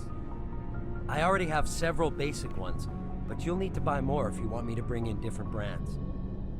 Many of the best licenses are hard to get, but they're well worth the cost if you can find them. What do the different manufacturers offer? There are too many for me to keep track of, but each license will explain what it's good for. How often will you get new items? Well, that depends on how many licenses you've purchased, but I'll rotate items on a regular basis regardless. And anytime we land someplace with a big enough port, I'll buy, sell, and trade whatever I can. Check back often. I need to move items quickly, so only the most basic items will be stocked consistently. Let's see what you got. You bet, Commander. Alright, I wonder if there are any metagel upgrades or grenade upgrades here. No, it doesn't seem to be the case. But yes, so there we go. We got some extra codex, some extra experience points, so it is worth having that conversation, but it also fills you in on why it is you're buying licenses in the first place from different shopkeepers throughout the game. So here's Garrus. Thanks for bringing me on board, Commander. I knew working with the Spectre would be better than life at CSEC. Have you worked with the Spectre before? Well, no, but I know what they're like. Spectres make their own rules. You're free to handle things your way. At C-Sec, you're buried by rules. The damn bureaucrats are always on your back. For the most part, the rules are there for a reason. Maybe. But sometimes it feels like the rules are only there to stop me from doing my work. If I'm trying to take down a suspect, it shouldn't matter how I do it, as long as I do it. But C-Sec wants it done their way. Protocol and procedure come first. That's why I left. So having these conversations with Garrus in Mass Effect 1 can actually make him lean more Paragon or more Renegade based on how it is you approach his complaints or his conversations. Like, if you agree with him, he'll be more Renegade. If you kind of contest him and challenge him, he kind of leans more Paragon. I like to push him in the Paragon direction, just to challenge him and make the conversations a little more like like Shepard is proposing, like the devil's advocate perspective, rather than just flat out agreeing with Garrus all the way. So you just quit because you didn't like the way they do things? There's more to it than that. It didn't start out bad, but as I rose in ranks, I got saddled with more and more red tape. C-Sec's handling of Saren was typical. I just couldn't take it anymore. I hate leaving. I hope you made the right choice. I'd hate for you to regret it later. Well, that's sort of why I teamed up with you. It's a chance for me to get off the Citadel, see how things are done outside C-Sec. Either way, I plan to make the most of this. And without C-Sec headquarters looking over my shoulder, well, maybe I can get the job done my way for a change. You see what I mean? You can kind of like encourage that behavior, or you can challenge him a little more and make him think and be a little more reflective on what it is he's doing and why he's doing it. If getting the job done means endangering innocent people, then no. We get the job done right, not fast. Got it? I wasn't trying to. I understand, Commander.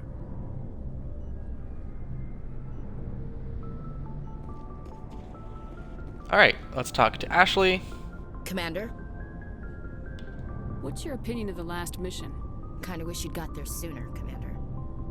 No offense, I appreciate the rescue. I just wish... You wish we'd been able to save the rest of your unit. Yes, ma'am. If I had been more alert, we wouldn't have been cut down by an ambush. The Geth are perfect ambushers. They don't move, they don't make noise, they don't even breathe. They have flashlight heads, ma'am. I'll make sure it doesn't happen again. Do you have a few minutes to talk? One-on-one? I'm sorry, Commander. I need to get my duties squared away. I wouldn't mind talking more later, though. Dismissed, Chief. Ma'am? So we'll talk to Ashley and Caden later, I guess. Nice ship you've got, Shepard. What can I do for you? What's your story, Rex? There's no story. Go ask the Quarian if you want stories. You Krogans live for centuries. Don't tell me you haven't had a few interesting adventures. Well, there was this one time the Turians almost wiped out our entire race. That was fun. Yeah, they tried the same with us, but we fought them off. It's not the same. It seems pretty much the same to me. So your people were infected with a genetic mutation? An infection that makes only a few in 1,000 children survive birth? And I suppose it's destroying your entire species? I suppose it isn't all the same. I don't expect you to understand, but don't compare humanity's fate with the Krogan. I was just making conversation. I wasn't trying to upset you. Your ignorance doesn't upset me, Shepard. As for the Krogan, I gave up on them long ago. The genophage infected us, but it's not what's killing us. What can you tell me about the genophage? Ask the Solarians if you want details. They made it. All I know, it makes breeding nearly impossible. Thousands die in stillbirth, and most never get that far. Every Krogan is infected, every one. And no one's rushing to find a cure. Why don't the Krogan try to find a cure? When was the last time you saw a Krogan scientist? You ask a Krogan, Would he rather find a cure for the genophage or fight for credits? He'll choose fighting every time. It's just who we are, Shepard. I can't change that. Nobody can. Are your people really dying? We're sure not getting any stronger. We're too spread out. None of us are interested in staying in our own system. Lots of species have left their homes and prospered. But they go to colonize new worlds. We're not settlers. We're warriors. We want to fight. So we leave. Hire ourselves out. And most of us never go back. So long, Rex. Shepard. Such a sad story of the Krogan. Though I do find the genophage to be quite an interesting component to the general lore of Mass Effect and how it affects the interaction between the core species. Your ship's amazing, Shepard. I've never seen a drive core like this before. I can't believe you were able to fit it into a ship this small. I'm starting to understand why you humans have been so successful. I had no idea Alliance vessels were so advanced. The Normandy's a prototype, cutting-edge technology. A month ago, I was patching a makeshift fuel line into a converted tug ship in the flotilla. Now, I'm sitting on board one of the most advanced vessels in Citadel space. I have to thank you again for bringing me along. Traveling on a vessel like this is a dream come true for me. I had no idea you found ship technology so interesting. It comes with being a Quarian. The migrant fleet is the key to the survival of my people. Ships are our most valuable resource. But we don't have anything like this. We make do with cast-offs and second-hand equipment. We just try to keep them running for as long as we can. Some of the fleet's larger vessels date all the way back to our original flight from the Geth. I can't believe your fleet's still using ships that are 3 centuries old. They're constantly being repaired, modified, and refitted. They aren't pretty, but they work. Mostly. We've tried to make ourselves as independent as possible on the flotilla. Grow our own food, mine, and process our own fuel. But some things we just can't make on our own. A patch to maintain the hull integrity requires raw materials we just don't have. That's why our pilgrimages are so important. I forgot just how much dialogue there is to have with Tali here, but we can really inquire about any of this at any time, but I think it's good to get it out of the way at the beginning so you kind of have a context for what's going on. I want to know more about the pilgrimage. When my people reach maturity, we leave our birth ships and seek acceptance with a new crew. It's necessary to maintain genetic diversity among the fleet. But no ship wants to accept someone who will be a burden on them. So, to prove our worth, we embark on a pilgrimage. We set out alone, leaving the flotilla and our families behind us. We only return once we have found something of value we can bring back to the fleet. This is presented as a gift to the captain of the respective ship we wish to join. If the gift is accepted, we are welcomed into the crew. Can a captain choose to reject the gift? That doesn't happen often. Most captains are eager to increase the size of their crew. It increases their own standing in our society. Even when the gift is not particularly valuable, the captain usually accepts it out of a sense of tradition. However, there is a stigma to presenting a substandard gift. It's not the best way to make a good impression on a new community. Most pilgrims don't return until they find something worthwhile. I can't believe they just send you off alone. It's not like they just cast us out. Before we leave, we are given lessons in how to survive outside the flotilla, and given gifts to help us on our journey. We also receive implants to fight off sickness and disease. Generations of living in an isolated and highly controlled environment have left our immune systems weaker than most. By the time we leave the fleet, we are well equipped for the pilgrimage. This is a rite of passage for all Quarians. If it were dangerous, our numbers would suffer. Virtually every pilgrimage ends with a triumphant return and the ritual presentation of the gift to one of the fleet's captains. I want to talk about something else. Like what? Tell me about your people. Our lives aren't easy. Resources are scarce, and we are constantly on the move. Everything we do must in some way contribute to the continuation of the migrant fleet. There are 17 million Quarians in the flotilla, and each of us relies on the others for survival. The bonds among my people are strong. Unfortunately, we have had to surrender many of the freedoms and civil liberties other species take for granted. What kind of freedoms? Well, it's illegal for parents to have more than one child. If our population grows too much, it would strain our resources to their breaking point. Of course, we also can't allow our numbers to become too few. If our population is in decline, the rule against single births is temporarily repealed. In extreme cases of population decline, incentives are even offered to encourage multiple births, though the Conclave hasn't had to take such measures in nearly a century. That's your government. The Conclave is our civilian branch of government. Each ship can elect a representative to serve on the Conclave and make decisions that affect the fleet as a whole. On matters that affect an individual ship, however, the captain has the final say. It's a tradition that dates back to the early days, when the fleet was governed by martial law. Fortunately, most captains nowadays are smart enough to have an elected council from their crew to give them advice and guidance. So the ultimate power rests with elected officials?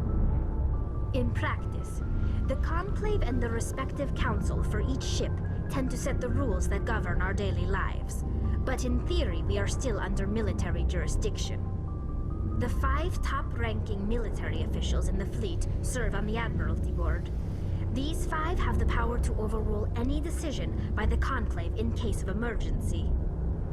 To do so requires unanimous agreement among the Admiralty, and they can only do this once. After that, the entire board must resign their posts. It's a safeguard that served us well. In nearly 3 centuries, the Admiralty Board has only overruled the Conclave 4 times. I want to know more about the Geth. I doubt I can tell you anything you don't already know. It's been almost 3 centuries since they drove my people into exile. All I know is the story of their origins, what they were when we created them, and how they turned on us. Interesting. The Geth were originally created to serve as an automated manual labor force. Initially, their intelligence was as limited as any VI. Over time, we made small modifications to their programming to allow them to perform more varied and complex tasks, bringing them closer and closer to true AI status. How come the Council didn't step in and stop you? This wasn't true AI research. We may have been skirting the bounds of the law, but we never did anything that was actually illegal. The changes were so insignificant, so gradual, that we were able to control them. Or so we thought. But one thing we underestimated was the power of the neural network. A million Geth thinking simultaneously created an inherently unstable matrix.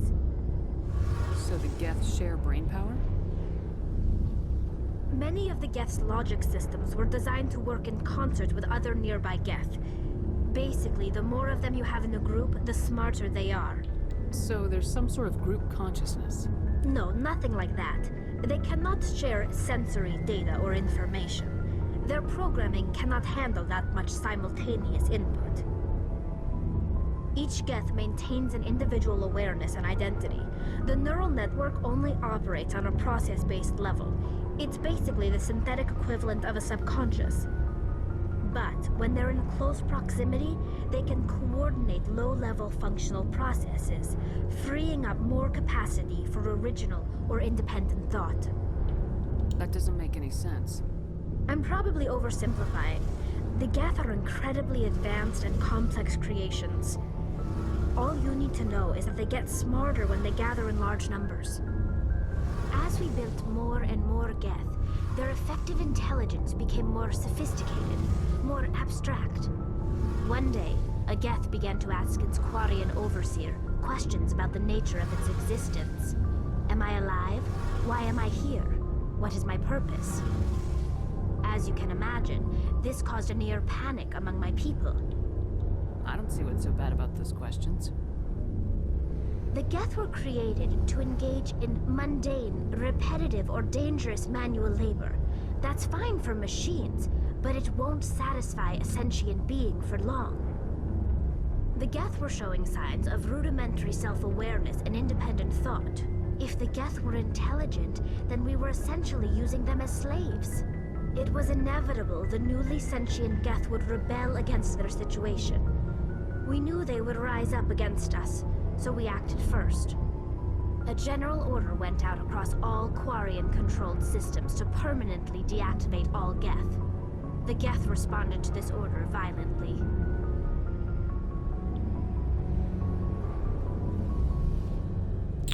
You didn't really think they'd just let you destroy them without a fight, did you? The hope was that most of the Geth would still be little more than machines, incapable of organized resistance. But they had progressed much further than anyone anticipated. The war was long and bloody. Millions upon millions of Quarians died at their hands. In the end, we were forced to flee our own homeworld. We feared the Geth would pursue us, but they never came beyond the Veil.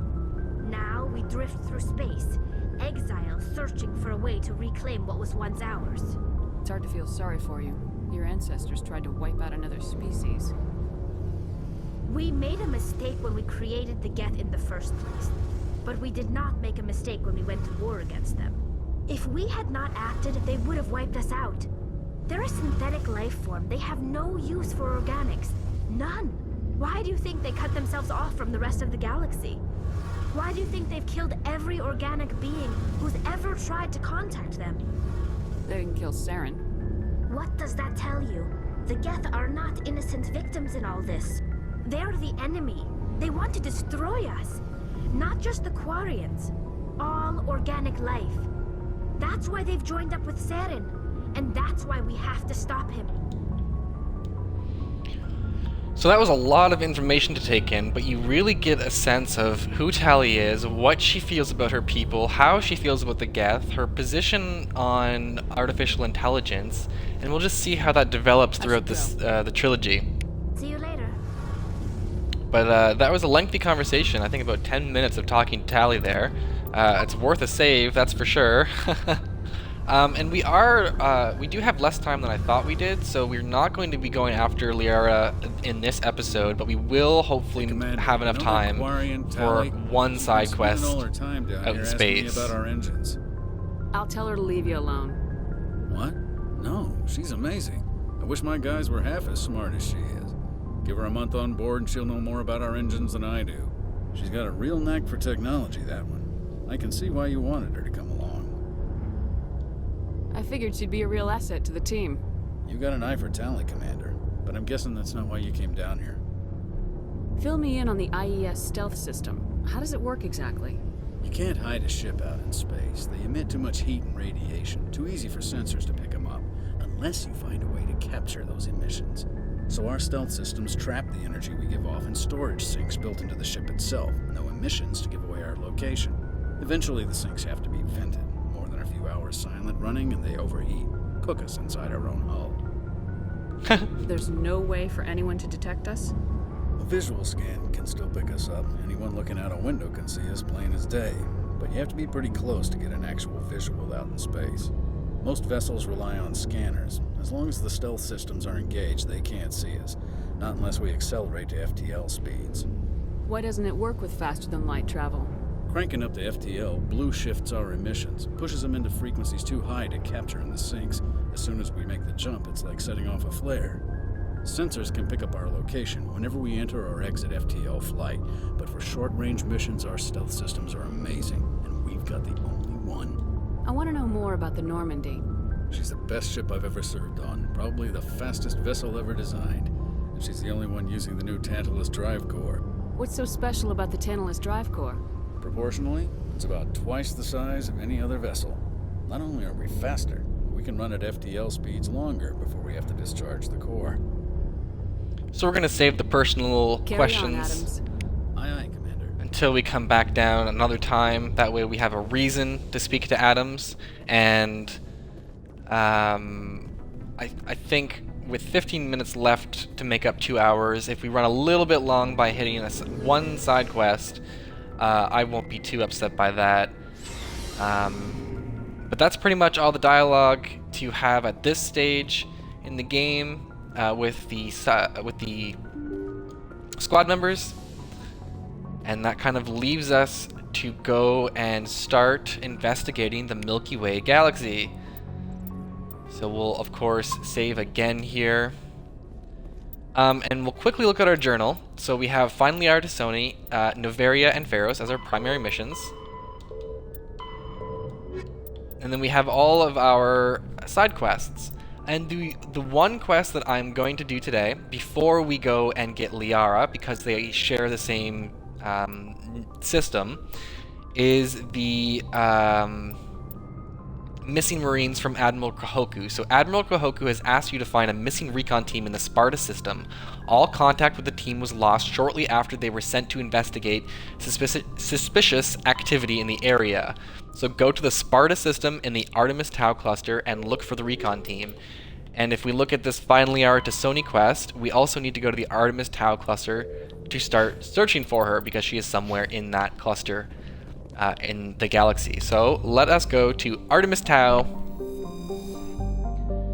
Oh, this moment is wonderful. When I first played this moment, my first time through Mass Effect, it was kind of mind-boggling to zoom out from the Citadel,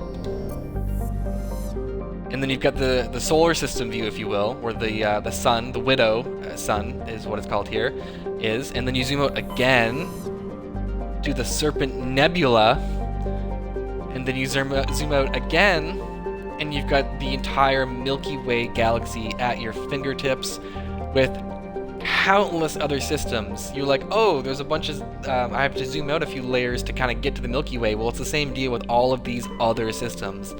We have quite a few of them, a lot of them based off of real places, and like real places in our galaxy, like the Horsehead Nebula. But we're not going to spend too much time looking at them. We will do that another time. Currently, we would like to go to the Artemis Tau cluster, right here, where Liara's dig site is also located. So we can zoom into the system and see the different... Sorry, we can zoom into the cluster and see the different systems that we would like to go and investigate. This is the actual one where Liara is located, but to begin our adventure, we will be going to the Sparta system.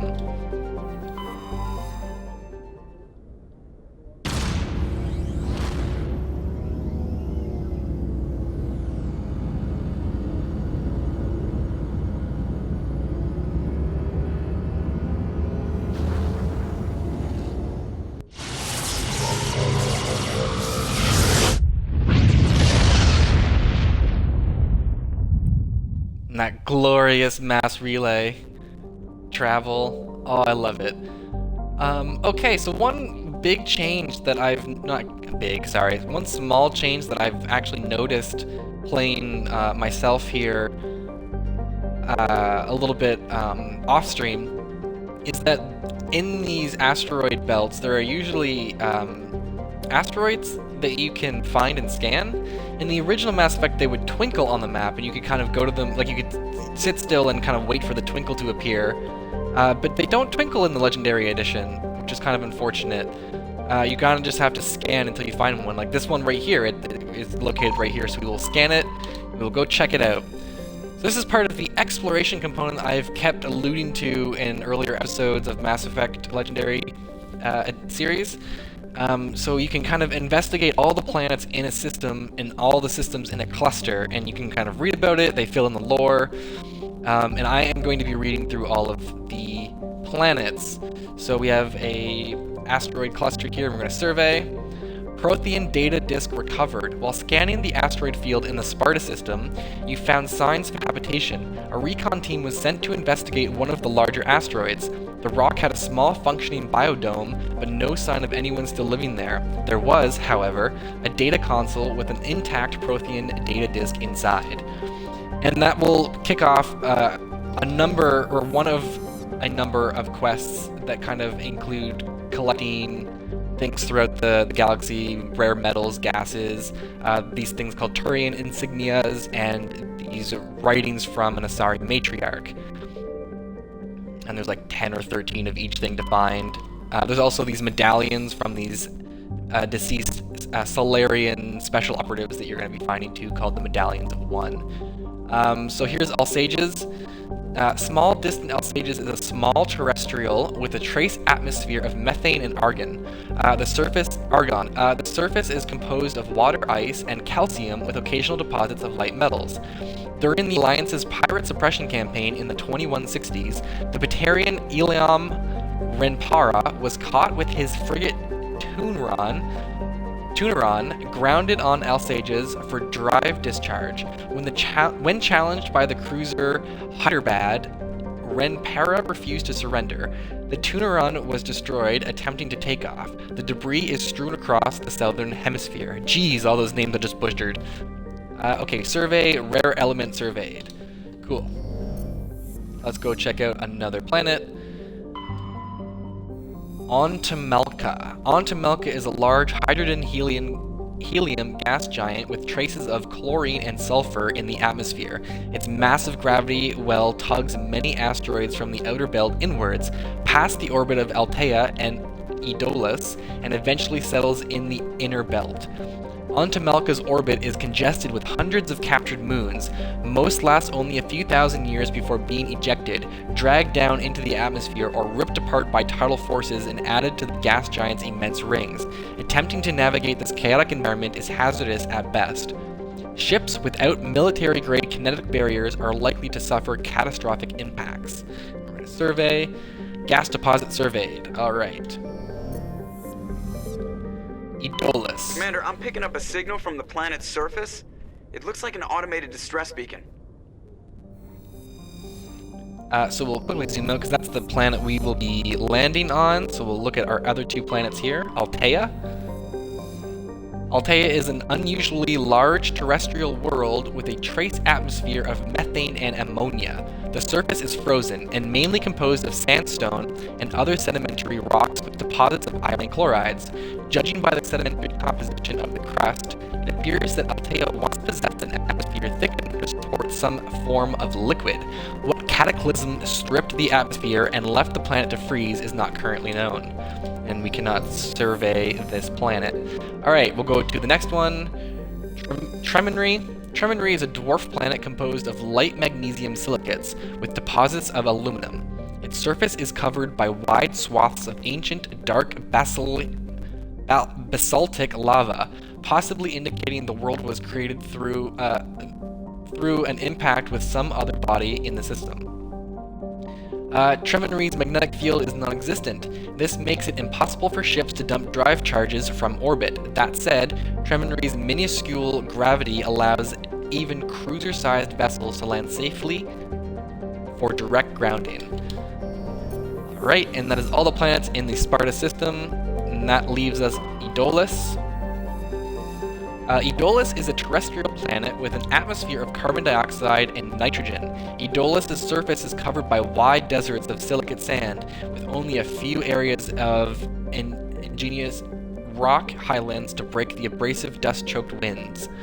Aeolus's orbit is congested with debris thrown inwards by the gravity of the gas giant Ontamelka.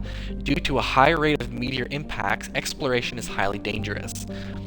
Okay, we've got a bit of other information there, orbital period and all that fun stuff, but we're going to land. We are pretty much at our usual time, but we are going to do this one quest and then end our stream, so we will be running over time a little bit today, but that is no worry.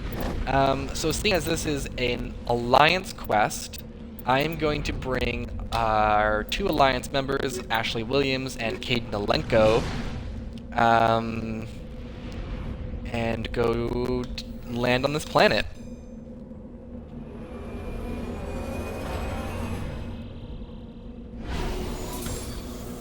And here is the infamous Mako.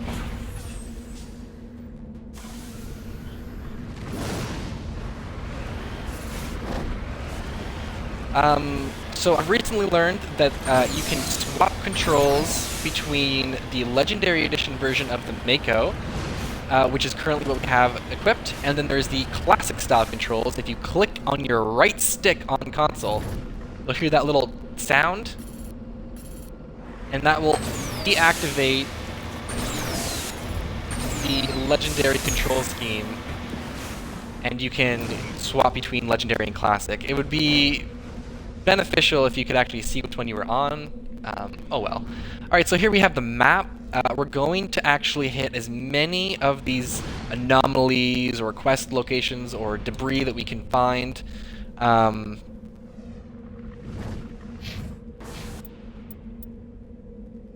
Ooh, hang on here.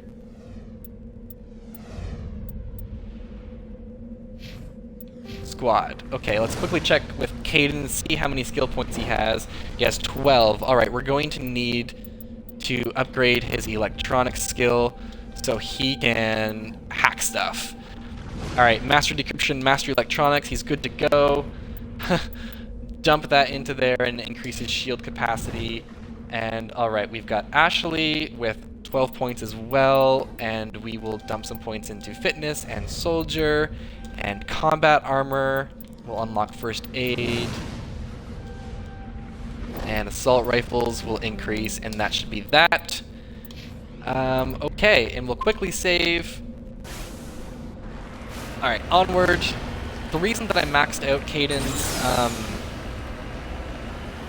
decryption and electronic skills are so that he can effectively hack into debris that we find on worlds like this.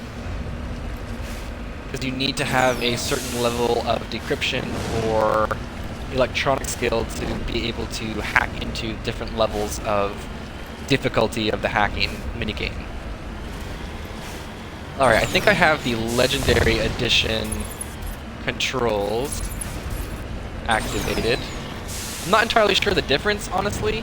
I'm liking the way that the Mako feels in the Legendary Edition. I'm quite fond of it, honestly. As you can see, it's a beast. It can climb up any surface. They've added the jetpack, though, this thing right here. Not jetpack, but boost thrusters, if you will. The Mako could always jump jet, though. It always had those jump jets. Alright, so we're going to take a quick detour here. You can see that there's something on the map that wasn't listed on our actual mini-map that we took a look at earlier. This is one of the kind of collection quest items. It's a rare metal, and most planets will have rare metals on them to survey. And it is just like the hacking minigames. Little Simon says, and minerals surveyed. And there we go, it's marked on our map now, added to the quest, and on to our debris. I'm liking the jet boost on the Mako because you can really get that extra boost of speed going up a steep incline, because the Mako really is capable of driving in any terrain, in any incline. Heading to position. Alright, crap robe.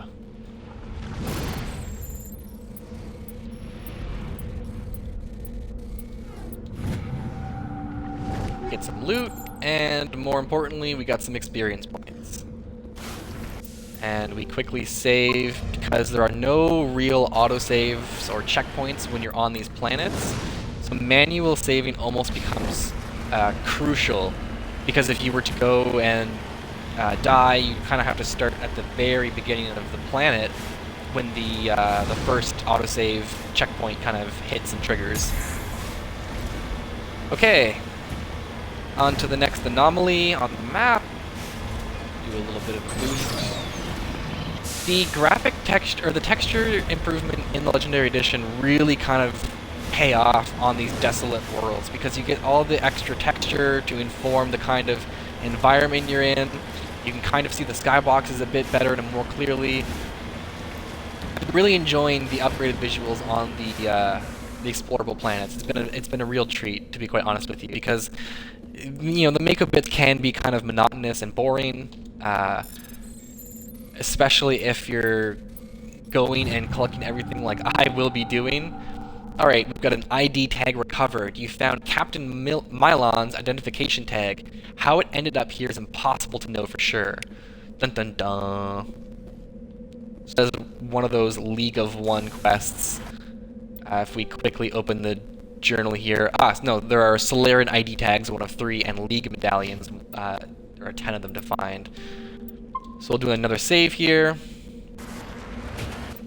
And on to the last location on the map, the distress signal.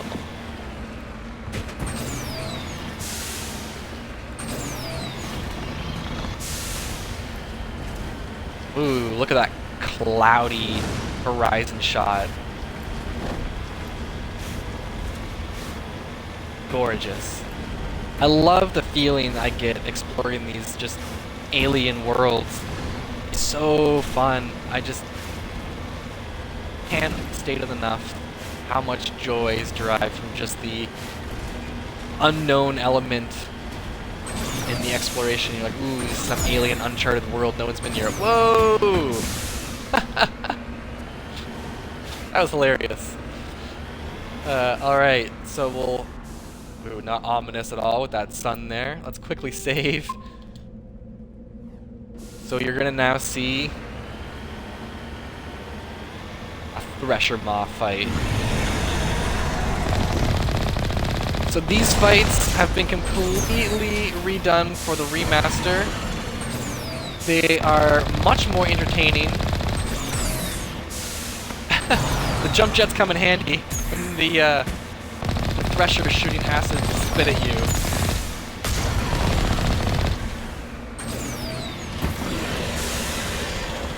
But yeah, so a couple sequences have been added to this fight, and most importantly, the trail underground that we just saw there has been added to the fight as well, where you can actually now see where the Thresher Maw is traveling below ground, and you can actively avoid and formulate a plan to kind of combat them effectively, instead of just hoping for the best that you wouldn't get accidentally attacked like the original.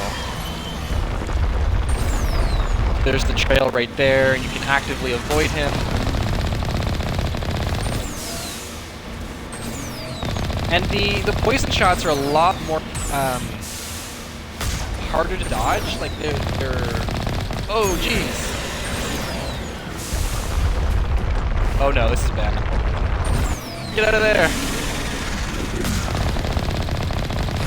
Hopefully we can activate the other sequence of the Thresher fight here.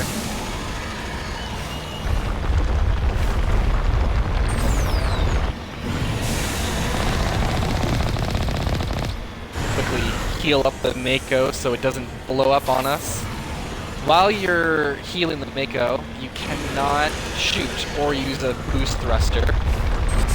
Here we go. Here's the other sequence that was added in the Legendary Edition. The tentacles come out of the ground, and they can cause you damage. But they are a way for the player to kind of control when the Thresher Maw resurfaces. But during this whole sequence, the Thresher is going to be chasing you. And if it gets under your Mako, it will attack. And in the original edition, if you got physically hit by the Thresher, you would unfortunately die. I'm not sure if a single physical attack from a Thresher will kill you in the Legendary Edition, but I don't really want to find out. It seems terrifying to be chased by the Thresher. And thankfully, the experience penalty for taking out enemies in the Legendary Edition has also been removed. So you don't actually have to disembark the Mako to take on the Thresher and get the bonus experience points for not for taking it out on foot. So if we take this guy out with the Mako, we should get full experience points. Just like that. I'm not sure if it did it, because in my original playthrough, or my off-stream playthrough, I managed to get like 2,000 experience there, and we only got 400. So I wonder what actually affects the experience point distribution here. Anyways, alright, here are the Marines that Kahuku asked us to find. A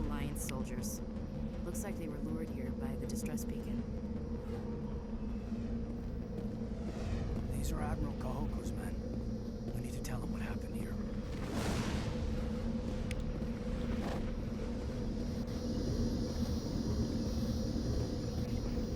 Poor Marines. We've got to let Admiral Kahoku know. But that pretty much sums up this quest. You do the Thresher Maw fight and loot the containers on the world.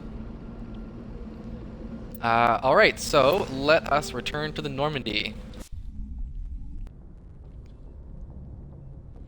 And that will pretty much bring us to time on this episode of our Mass Effect Legendary series. We became a Spectre, granting us special privilege and access to special equipment and training, and kind of allows us to act above the board and act as we see fit without having to answer to Alliance command. We are the first human Spectre to achieve, or the first human to achieve this rank of Spectre. And then we, of course, have gained control of the Normandy, and we have amassed a crew. And we've been given our objective of investigating Noveria, Pharos, and the Artemis Tau cluster, which is what we will be doing on our next episode. We will be going to the Artemis Tau cluster to find Dr. Liara Tassoni. But for now, that is it from me. I hope you are well. Goodbye.